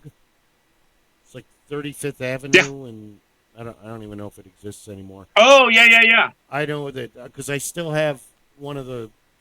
He drew a picture of the dog on my Worldwide Villains thing because we had met. Nice. One of the cons, and because that's the problem is that when you're at a Comic-Con, it's a blur because you spend so much time trying to sell your stuff that you don't really get to meet a lot of the other artists and creators and stuff like that. But if you're at a comic book shop, there could be hours before another customer comes in. So you're like, so what's this all? Tell me your store. What's your comic about? Because Denny does the chicken and the ghost girl thing, and Eric Mengel has Ocho. And I can't remember Rob Hicks's. Ocho, yep. And I ran into him at Fan Fusion. He was there this year. His name is the Apache Jedi. He does the Native American comics. There was just so much potential. And I look back on it with regret because I spent so much time trying to put the company back together that I missed out on a whole lot of stuff, and a whole lot of stuff didn't get done because of Kurt's fighting with Christine or Paul, and now Paul's pissing Kurt off, and now oh my God, stop! We've got so much to do. But again, a lot of extreme personalities and passionate artists, and they're going to all have diva meltdowns from time to time. No one's immune. I have my own moments. But a lot of it was like you were saying, where you wanted to have her work on the project, and you wanted to go off and do your own thing. And that was after we got about the third or fourth one. I wrote till about 8 with Major Crush Hazard, and then it was like, okay, I have stuff I want to do. Oh, well, help me with 1 through 5 of 5 Foot Assassin and Lady Deathcraft and Sad Terry. And, dude, I'm working on Penny for Your Thoughts and Fat Angel and, well, I had to rename it, but the Villain Machine Project and, all the other stuff I was doing, the Tesla stories that I was coming up with. Help me, fix my broken wing. Yeah. Fix my broken wing. Your wing's fine. You can fly on your own. I'm busy building my flying suit. I'm over here trying to type. And it just all fell apart. And then 2010 I learned an infinite amount of lessons about a lot of things. But one of the main lessons I learned that I will never make the same mistake is white t-shirts over black t-shirts. Fuck it. Spend the extra money. People don't want fucking white t-shirts. They want black t-shirts. I don't mean to be rude, but most of your comic fans are overweight. Yep. And black is slimming. They don't want white. It makes you look 10 pounds heavier. So, yeah. Well, we're black right now. So, that's what I still have a good 200 of the shirts of Worldwide Villains. Evil, it's the new good. Message us below. Like and subscribe. You have a 2X? So, I don't know what I have. You have a 2X? I maybe. Most of them are like large. I'll look and see if I have a 2X. Well, if you have a 2X, I'll buy one. Hey, there you go. Buy one. You still owe me money. No, never mind. Hey. It's fine. You owe me money for books. No, I don't. I owe you money for what? For books. The vampire books. A long time ago. Don't worry. It's water shit, under the bridge. yeah. Don't worry about it. If I have a 2X shirt, I'll give you one. How about that? Because honestly, I don't think I have a 2X white. I think. Before I say anything, let me take a look. Well, if you do. Okay. If you do, then I can put it in with my Worldwide Villains stuff and have a nice little shrine to Worldwide Villains. To the 3 comics we put, or the 2 comics we put out. No, there were a lot of independent artists that I really wanted to work with that it just didn't happen because I was dealing with the drama queens in my own camp. There were quite a few here in town that I would love to work with. Still, I would kill to work with some of these guys. Yeah. But they're all doing their own thing, or they want to charge you money, and both of those are totally understandable. And Yeah. Like and subscribe, become a Patreon. We need the. I need one. Yeah. Mm. I need one. That's why I suggested do the podcast. It doesn't have to be a rigid, because Guy kind of wanted to script it, and it's like, we can do that, and I will do my very best to stick to your script. But to be honest, if we just keep it free-flowing, we don't have to do takes, we don't have outtakes, the outtakes are live. Just watch the episode, right? The intro of the last one. I fuck up my own name. I'm doing great. What were we, like a minute and a half in, Rob? And all of a sudden, like, yeah, that's great. I dropped my first 2 last week. Good. The one that I filmed, kind of like my history, like we did with me, about a month or so ago. I dropped it last week or the week before. And then I had done another one, kind of like recapping Fan Fusion and showing the goodies and stuff that I bought. And I dropped that the same day. And I mean, every use cat. You're freezing up on us. It might be my computer. On my phone. I'm not gonna freaking, We missed. All right, how about now? Okay, now say that again. All right, am I back? You're back. Sorry. Everybody wants me to use CapCut to trim the to do the editing. That's a program to do editing? Yep. Hold on. Get the tape recorder. Yeah, where is that? Write that down. Okay. I don't know this stuff. Oh, yeah, CapCut. And it's on my phone, and my phone ain't freaking huge. It's small. Oh. I ain't gonna. What are they on? Galaxy 26? I have a 10, and it's a piece of shit, and I absolutely love it. And now it's all cracked and broken. And the case in point, the case has been broken for so long that you saw how easily it flew out of there. My favorite is when I'm hunting for aluminum cans at work, and that falls in the trash. There's diapers and shit in there. That's awesome. Anyway. So I just uploaded my first 2 unedited, all mistakes and everything. So good. So you know what? I'm full of mistakes. It's not that. It's that, in a sense, people want to see real, live human interaction. That's why TikTok and YouTube and all that.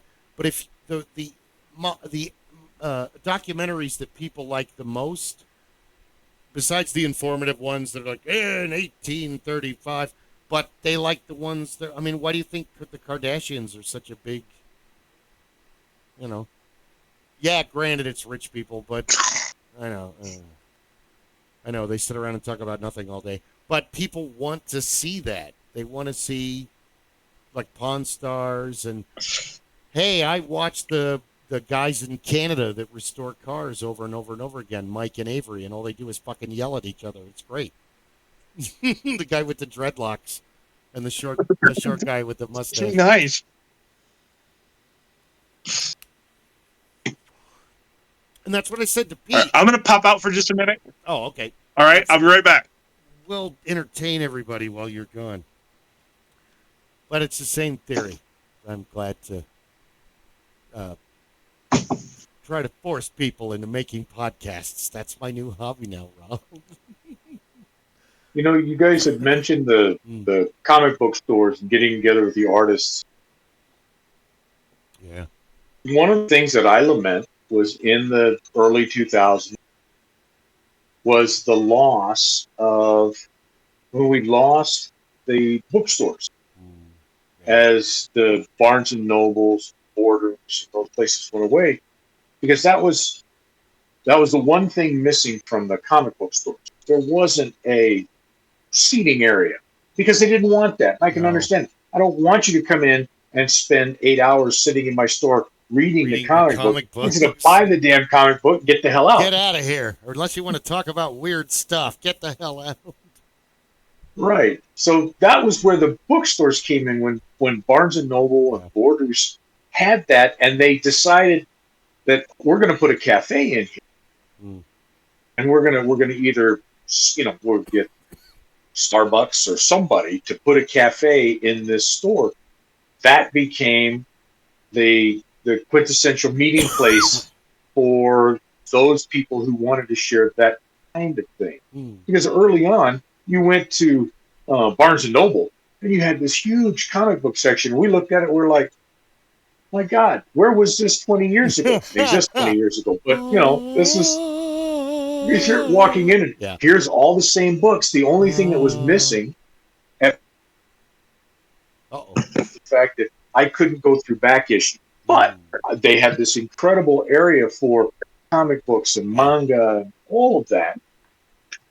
Plus, you had the place where you could call your buddies and say, hey, we're going to go to the bookstore there. And it's Friday night. They don't close until midnight. Oh, shit, let's go.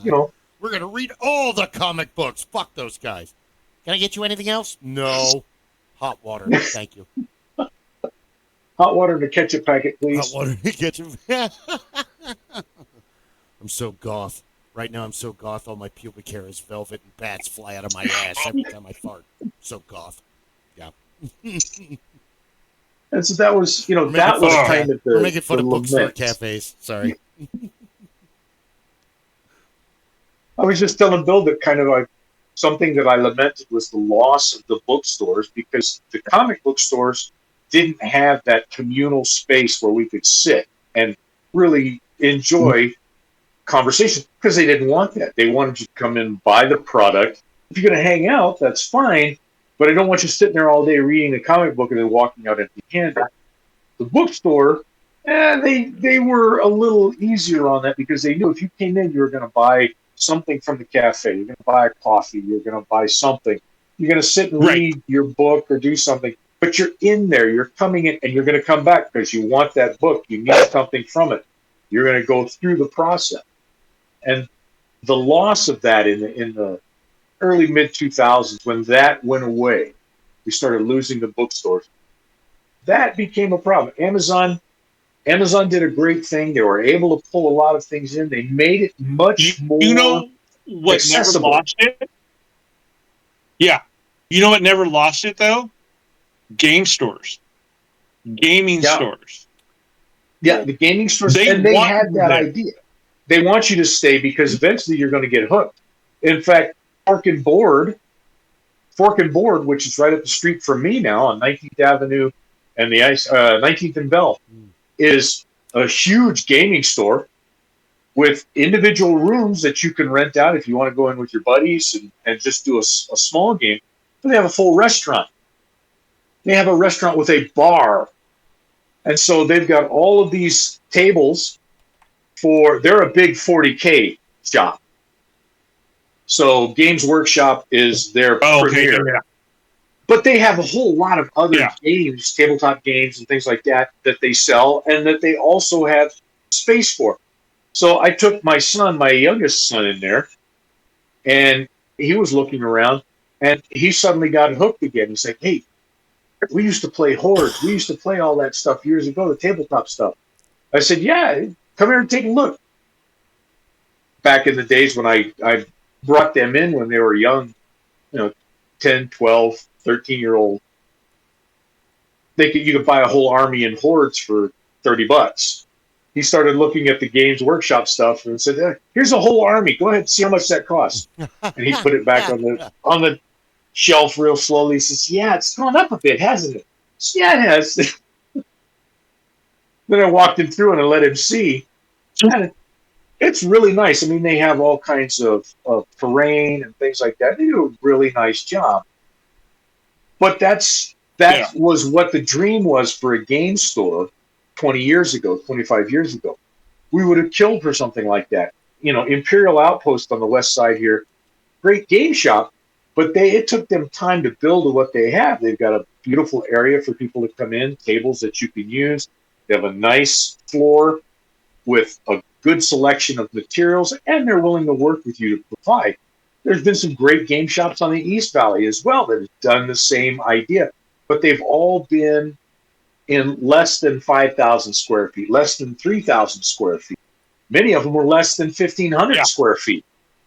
And this place, they took over an old grocery store. So it's a huge footprint. Wow. Apparently, they've got one in Tempe as well. This was the second store, from what I understand. Oh, really? Yeah. So I'm very impressed with what I see. Imperial Outpost does? No, not Imperial Outpost. Fork and Board. Huh. So it's a restaurant. Because I remember Game Depot.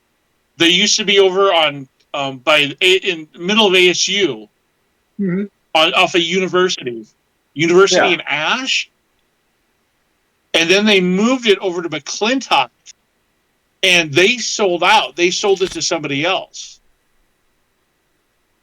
Yeah, because there was. And I'm wondering if it's those guys. It might be, because we used to have a Games Workshop store in town, and they were at Paradise Valley Mall, and they didn't last very long because their price points, because they were Games Workshop, their price points were a bit higher, and it surprised me because I would have thought they would have tried to undercut some of their other retailers, but I guess Games Workshops decided they didn't want to piss off their regular meal ticket.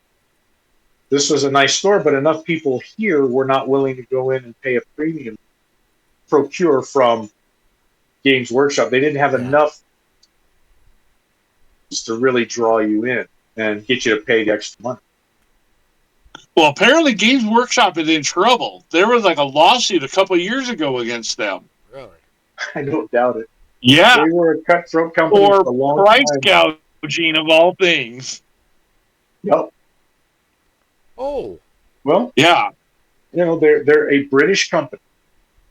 And in Britain are much more stringent than they are here. So I can see them getting in trouble if they played wrong.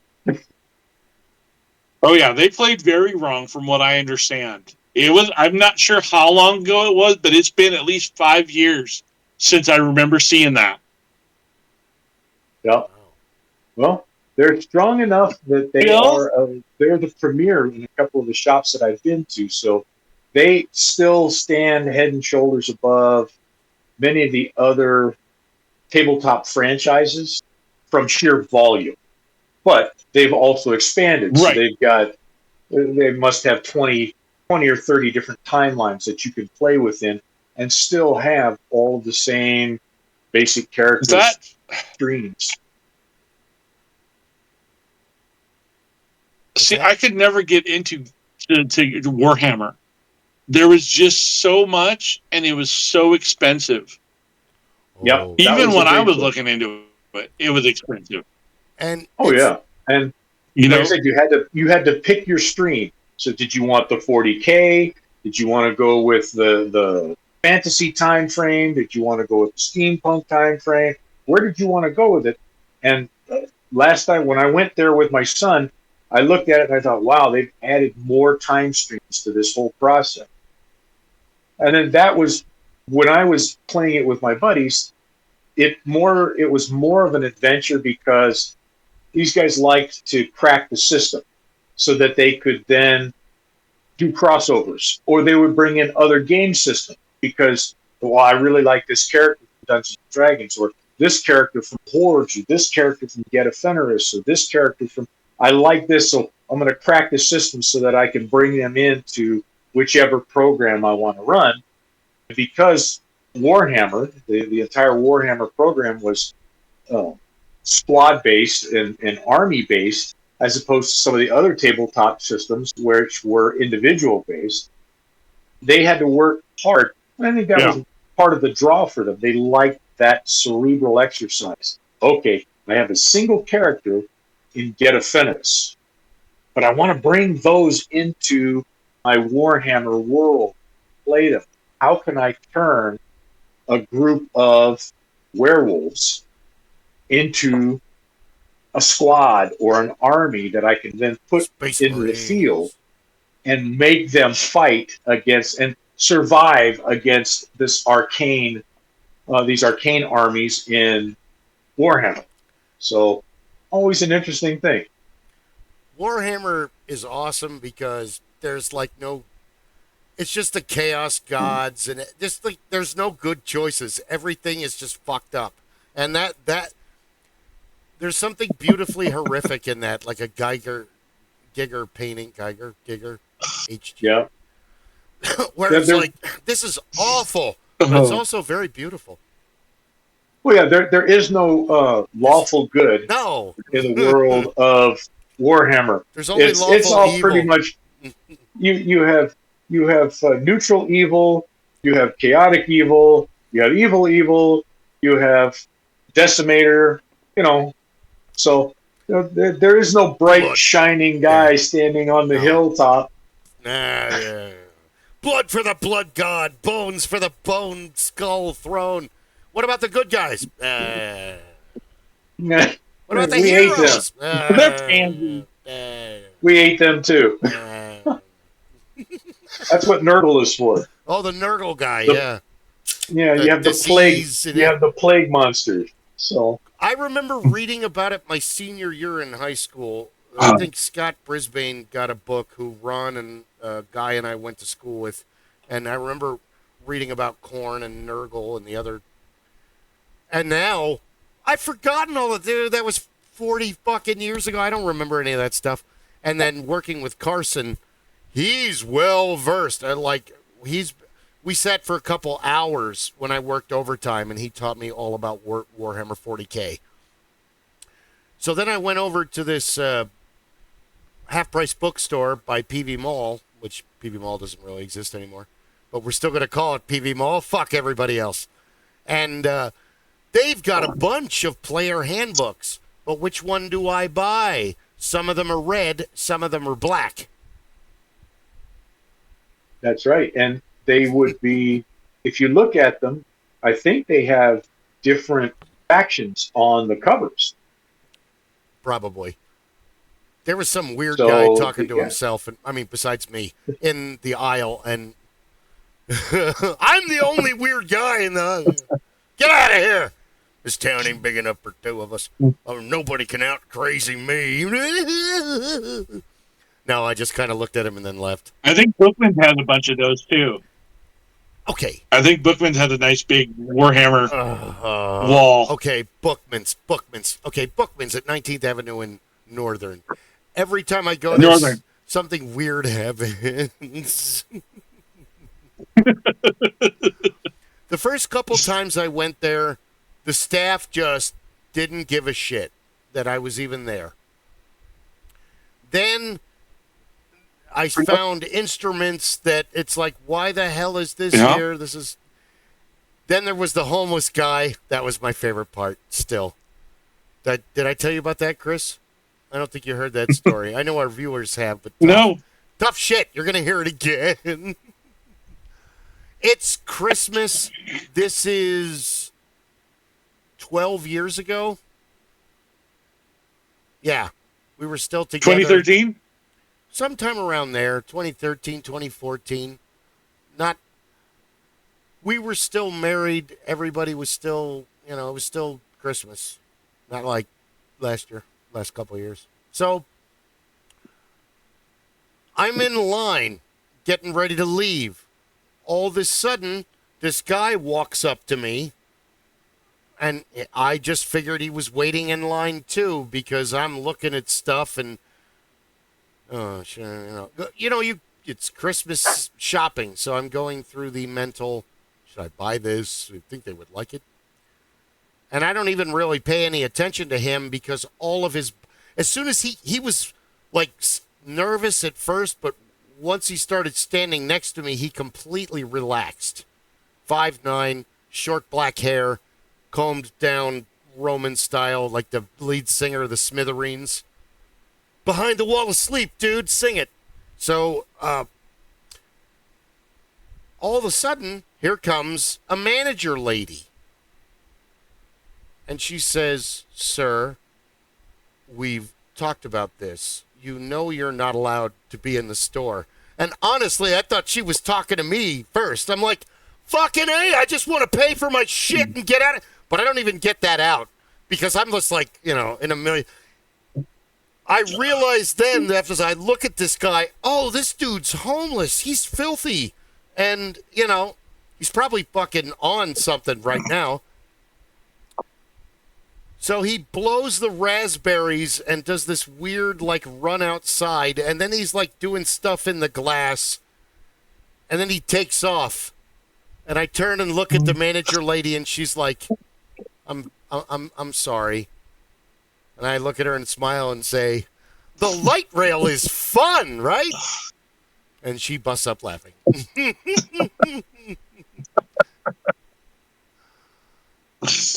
Oh my god. That was, yeah. That's about right for that area. Yeah. I've been there. It's not the homeless that I've been. That's like a funny story out of all. Most of it's just the kids that they hire at Bookman's do not want to fucking be there. Hire a bunch of people that are, Gen Xers.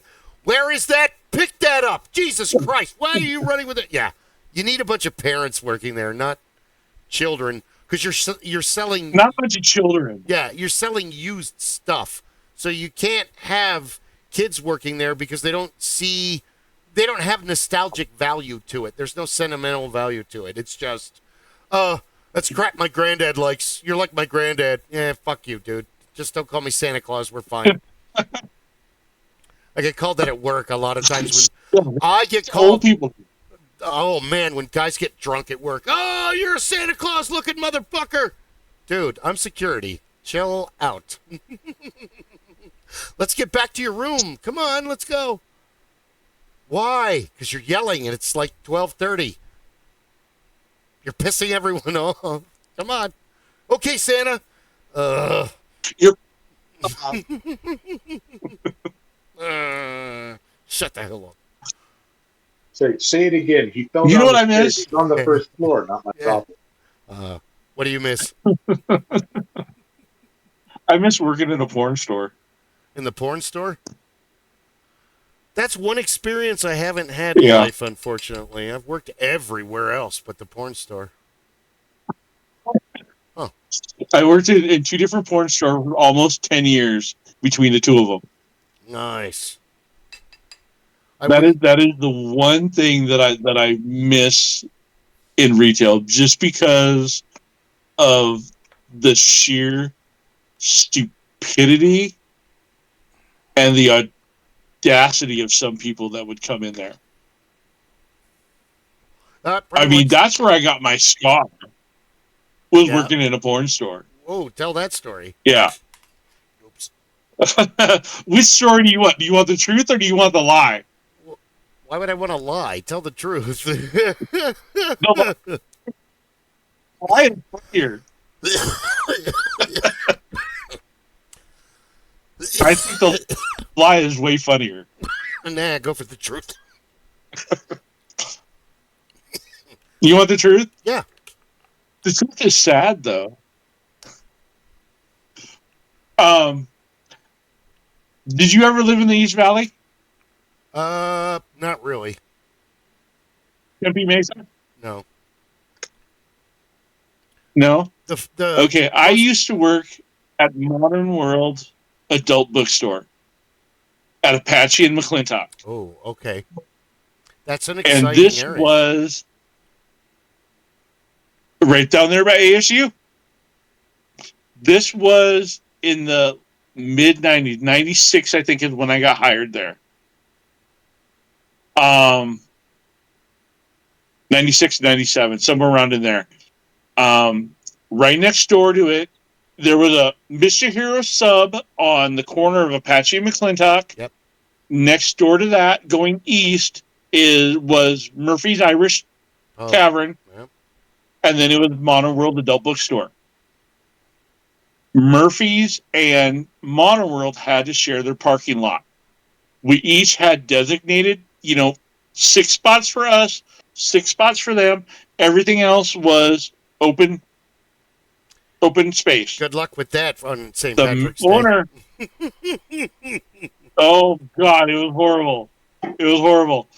But the owner of Modern World rented the back parking spaces against the plumbing of the plumbing store that was right behind us. So there were 6 spots that were designated for us that she paid for.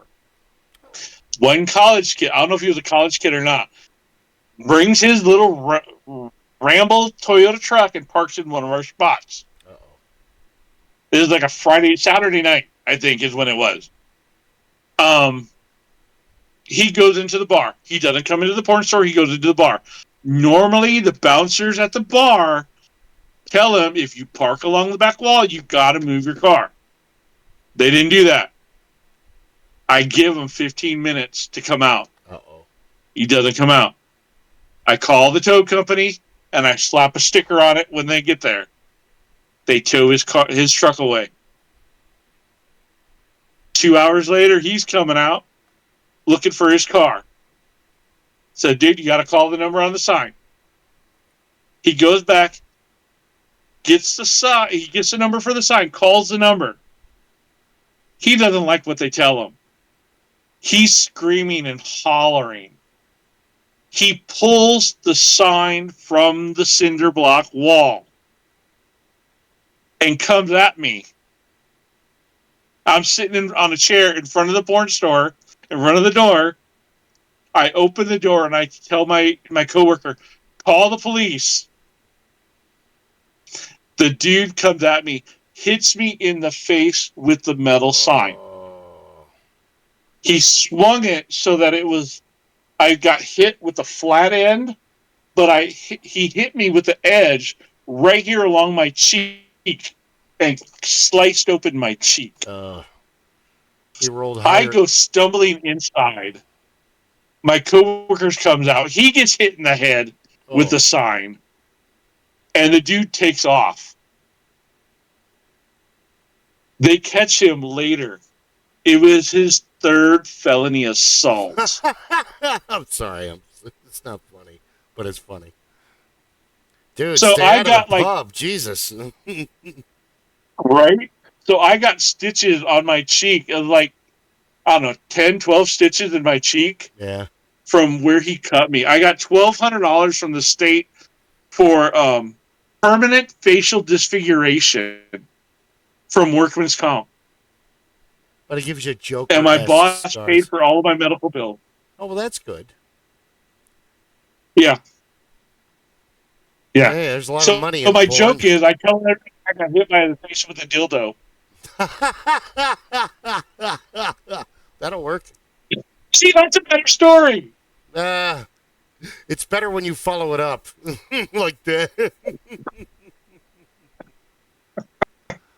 People are crazy, So man. yeah, We had to Saturday night, I know. right before I got off work, I had to call the cops on two trespass. I can't tell the story, but Ah, yeah, it's not that exciting, and there's absolutely no violence in it. So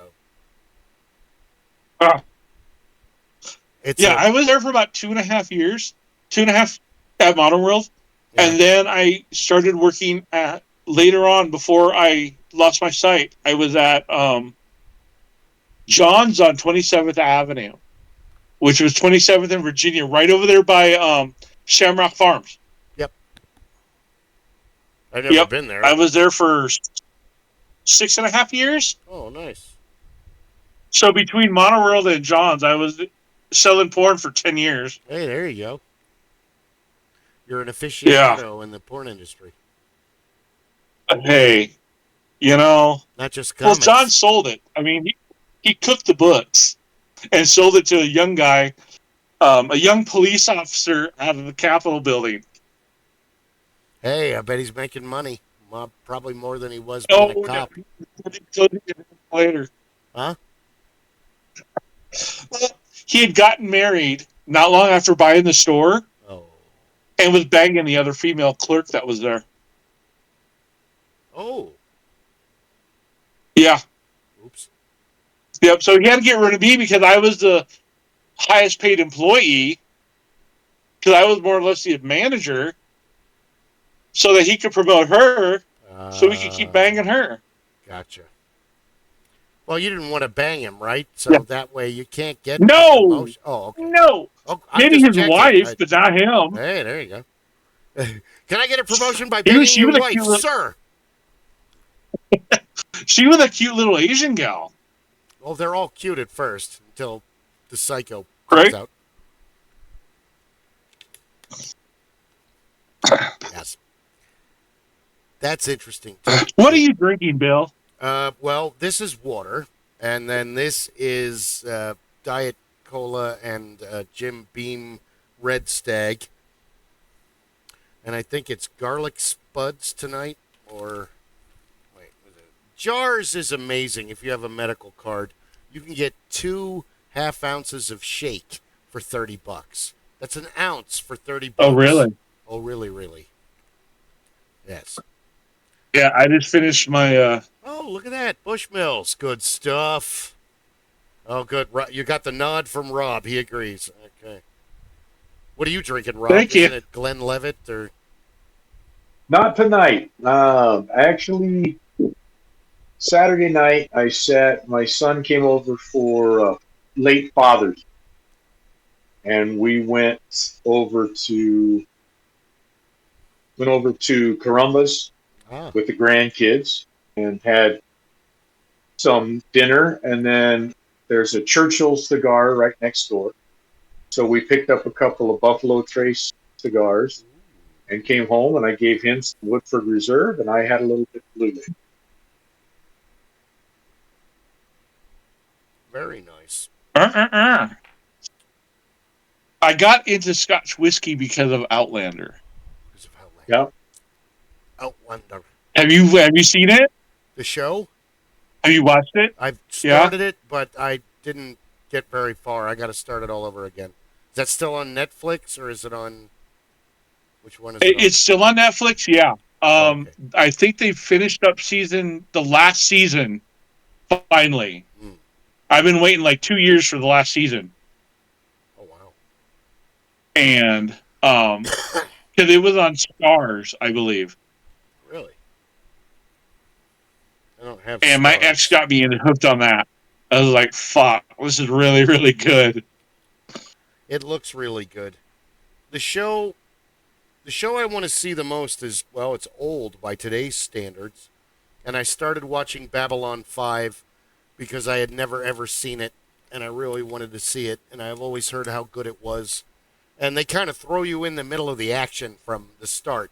So I'm still trying to piece together what the fuck is going on. So that's exciting. But I like the way it's shot, where it's very Star Trek shot in a Star Wars format.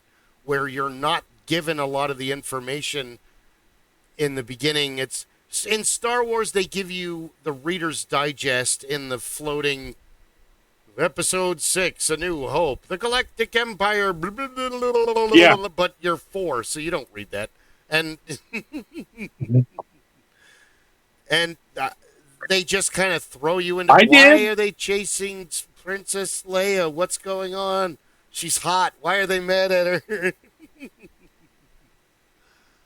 where What's going on? where where Star Trek is, we are over the Valoran 5 and Stardate 42, or even better, Kirk, I am the Captain James T. Kirk of the prize.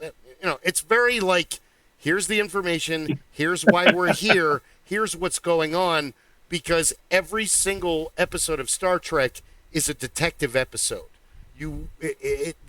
Here's the normal shit that's going on. Whoa! Here's weird spacey problems that we have to figure out why. So they're done in 2 different formats. So with Babylon 5, you have, hey, here's what's supposed to be going on, but we're not going to tell you a lot because fuck it, it's Star Wars. And now there's a weird spacey thing. Uh-oh, we're going to have to switch gears to Star Trek to figure this shit out. Which I'm appreciating that more. But what I really want to see is The Expanse. Oh, that was good. So you have seen it. I think I got the season 4 or 5 of that. Because most people have not seen it, but those fortunate few, everyone raves about it that has seen it. It's up there with Firefly, apparently. Only it didn't get a movie. Yeah. Yes. Because Firefly. Yeah, my oldest son actually turned me on to The Expanse. But I actually finished 2 shows last week. I finished up all the seasons. Really? Classic show, I finished up Sliders. Oh, Christine turned me on to that one, yeah. Because she's convinced I look like Jerry Connolly. Yeah, the last 2 seasons were... Like Go ahead. Sorry. The last 2 seasons were kind of meh. I heard that they really weren't that good. It starts off with a bang and it kind of goes out with a fizzle, which is really unfortunate. Because it's side and dimensions, that's always interesting. Right, right. And then the other show that I finished was Yellowstone. That looks really good. I'm a Kevin Costner fan. You don't have to try real hard to sell me on him. Oh man, he did. The reason why they ended it, he didn't come back for the rest of season 5 because they were going to split it up, and then they canceled it in the middle of the break between filming parts 1 and parts 2 of season 5. Mm-hmm. So they wrapped everything up in like the last 6 episodes, very, very nicely. It ended really well. Right on. So I give that 2 thumbs up. 2 thumbs way up. Now I want to see Earth 2, Above and Beyond, and all the. There's so many space shows that I didn't get to see. Farscape is awesome, but I never finished it. Firefly is, well, it's only 1 season, and then the movie. But they even have role-playing game books for Firefly, which we own. Yeah. So it never really left. It's, people are still into it just as much as any other fandom, really. I mean, that's the beauty of the internet. Fox you have access up on to that all one. the fandom that you can possibly want. So Fox did fuck up on that. You're right. Firefly still has conventions dedicated to it. And groups similar to the 501st for Star Wars, for the Stormtroopers and whatnot. Yep. There are Firefly groups that do that. Brown coats. There's one or two of them. Brown coats. Yeah. There's one or two brown in state in Arizona. And it's a big... Think about that. I mean, what other program had such a short run but developed such long legs?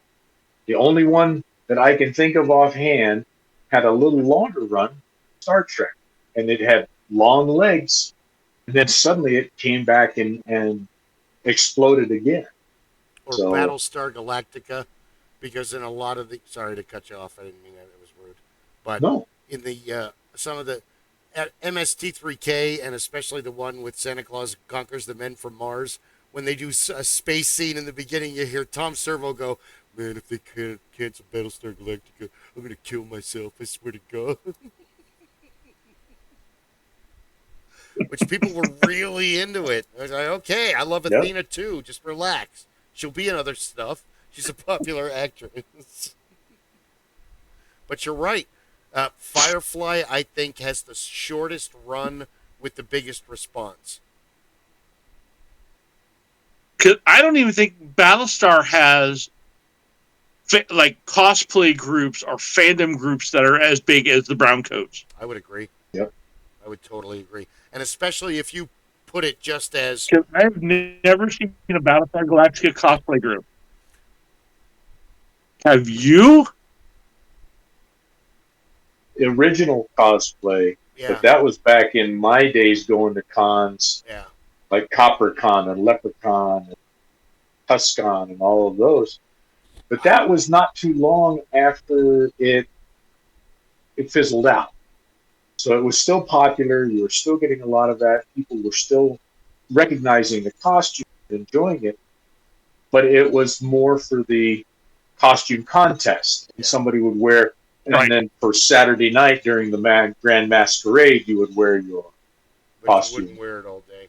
I No, you're right. I have not seen cosplay for the old or the new iterations of Battlestar Galactica, which cannot be said for the same as Star Trek, where you have, well, which iteration do you want? Because most of the uniforms, the old ones, the in between, the newer ones, and then even the newest ones, they all kind of look the same from the next generation on. Picard, Yeah. pull the jacket down. So I, Right. but you see, I've been watching people dressed as Star Trek crews come to the Renaissance Festival since 1991 because they think it's hilarious to walk around with tricorders and take readings. Oh God, get the fuck out of here! You're violating the Prime Directive. Fuck off. How do you know about It that? was the, I don't know what you're talking about. it was the first trolling. Yeah, but that's I love the fans made the war between Star Trek and Star Wars. Most true fanatics just love both. They may not like certain. I don't like this character. I don't like this storyline. I don't like this thing. I don't like this ship. But for the most part, they'll quote both stuff. Well, it's like we had said at the onset of this whole podcasting program. Mm. The difference between the nerds and the geeks. The geeks wanted to know everything they could about everything that was out there. They weren't worried about knowing everything about a single subject, where the nerds wanted to be the expert Authority, the on top, whatever it the was. zenith of information. Dude, who fucking cares? Just share what you've got. Exactly. And they'll stand toe to toe and fight with each other. You're wrong, Oh you're my wrong, I God, yeah. know more than you do. As opposed to the geeks who show up and say, "Oh, really? I didn't know that. Tell me more." And then after you're done talking to them, then they go, "Oh, somebody over here was talking about silver thimbles. Tell me more about that. I want to know." My favorite one to expand on that, because my favorite is if you have a pack of geeks and they're wandering through con, and I've witnessed this several times, and I wanted to do whoops. Excuse me.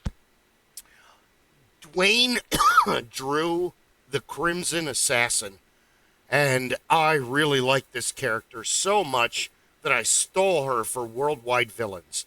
And what I wanted to do with her is The Secret Life of Walter Mitty. So this is a teenage girl with like 3 or 4 or 5 teenage friends, and they are cosplayer fanatics.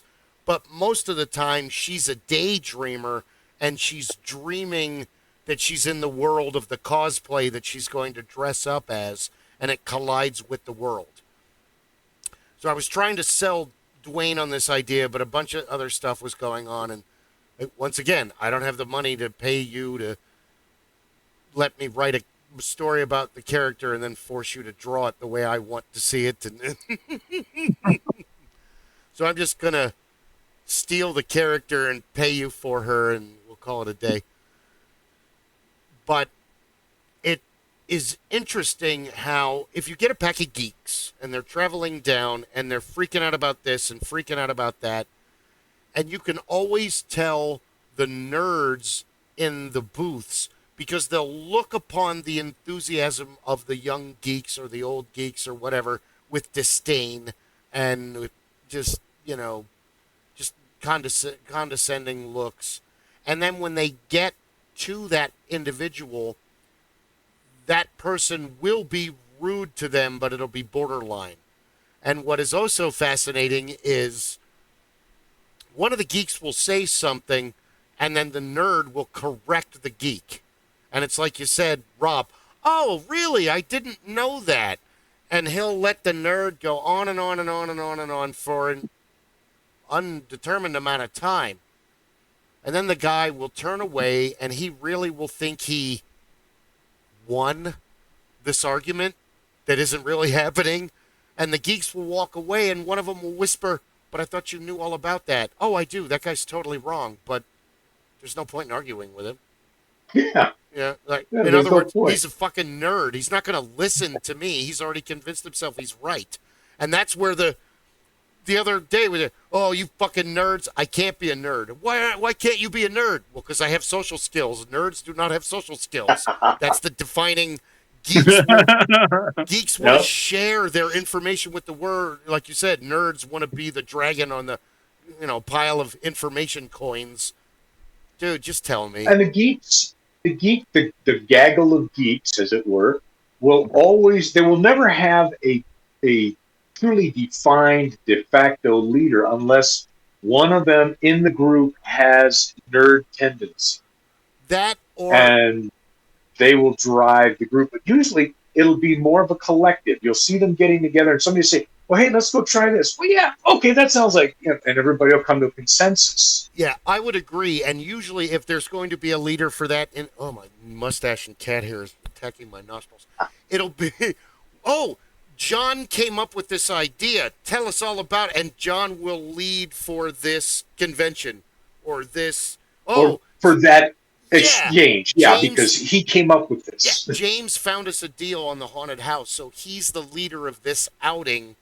What are we going to do after that, James? Well, I don't know. What you want to do? Well, we want to go to ice cream after. Okay, well, let's go to that. But then it'll switch to the next.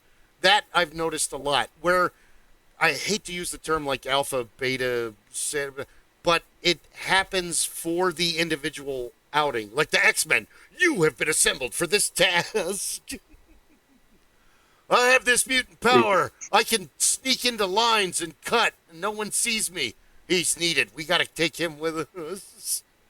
It's like we said, it's the de facto geek. So the geek has this particular member of the group has a bit more knowledge or a bit better understanding, or whatever the case may be. They have a step up for that part of the process. So there it is. Now it's your D&D party. The party is going through the dungeon. And we get to a place where I need the tank. Hey, guess what? You're the barbarian. You've got all the armor. Go kill that guy. I am? We'll stand behind. Okay. Now we get to the next. Oh, this is a locked door. Hey, where's the thief? Need you to lead us through this. I just need a butter knife to. Oh, hey, we're in. Yeah. You're not wrong. So that's where that comes from. And I used to watch, years ago, a buddy of mine had a gaming store. And I used to watch the difference between the geeks and the nerds. And you would watch the nerd group come in, and they would fight each other, and they would battle each other while they were trying to play, and everybody. Oh my God! If you watch the geeks, DM and yeah.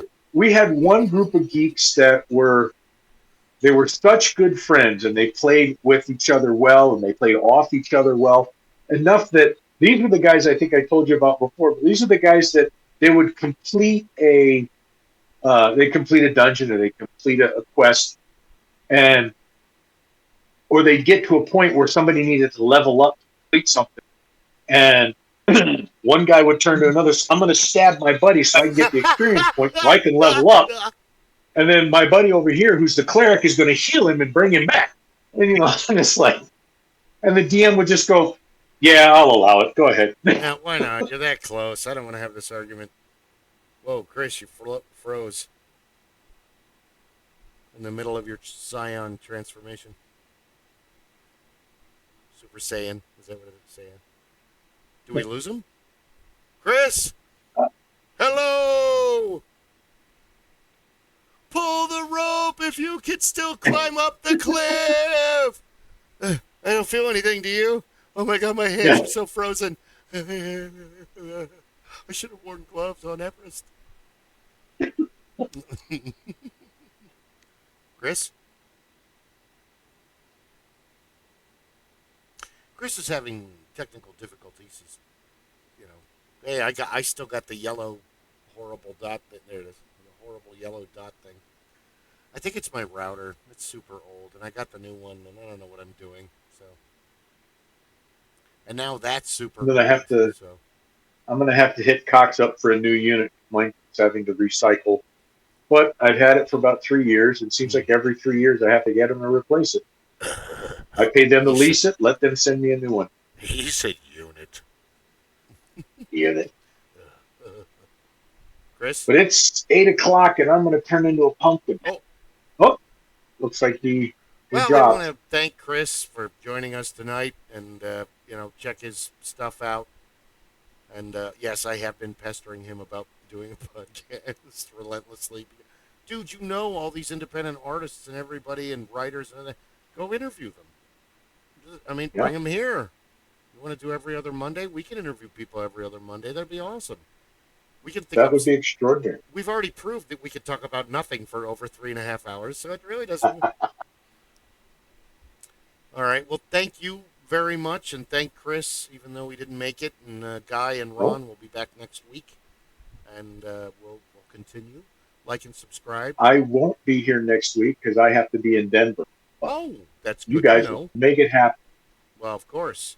If I have to do it by myself, it'll have. I you can interview the cats. Oh, I might. Well, I don't. I think I could do a 3-hour show. Just yeah, that's not going to be hard. Spinning yarns, telling tales. So bring the reason Hannah we on. moved from Philadelphia, Havertown. Bring Hannah and Finn on and have a good time. Yeah, I could do that. Well, I always got to check for the availability. Oh, he's back. He's back in time. That was weird. You're back in time to say goodbye. We've already thanked you for being on the show. And check everything out and stay geeky. My phone died. Huh? My phone died. I'd been sitting here without my phone charging, and it just died on me in the middle of the thing. No worries. We're used to that. We usually rap about this time because I'm old and I turn into a pumpkin about now. Yeah, he's got to be up super early in the morning for work. Okay. Well, I just wanted to thank you guys for having me on. This was fun. Absolutely. Good. Hopefully you'll come back. I thought it was fun. And again, like I said earlier, I asked for like every other Monday off or early Monday, so I will usually be home by about 5:30. So, sounds like a winner. All right. Yeah. Well, nice to meet you, Rob.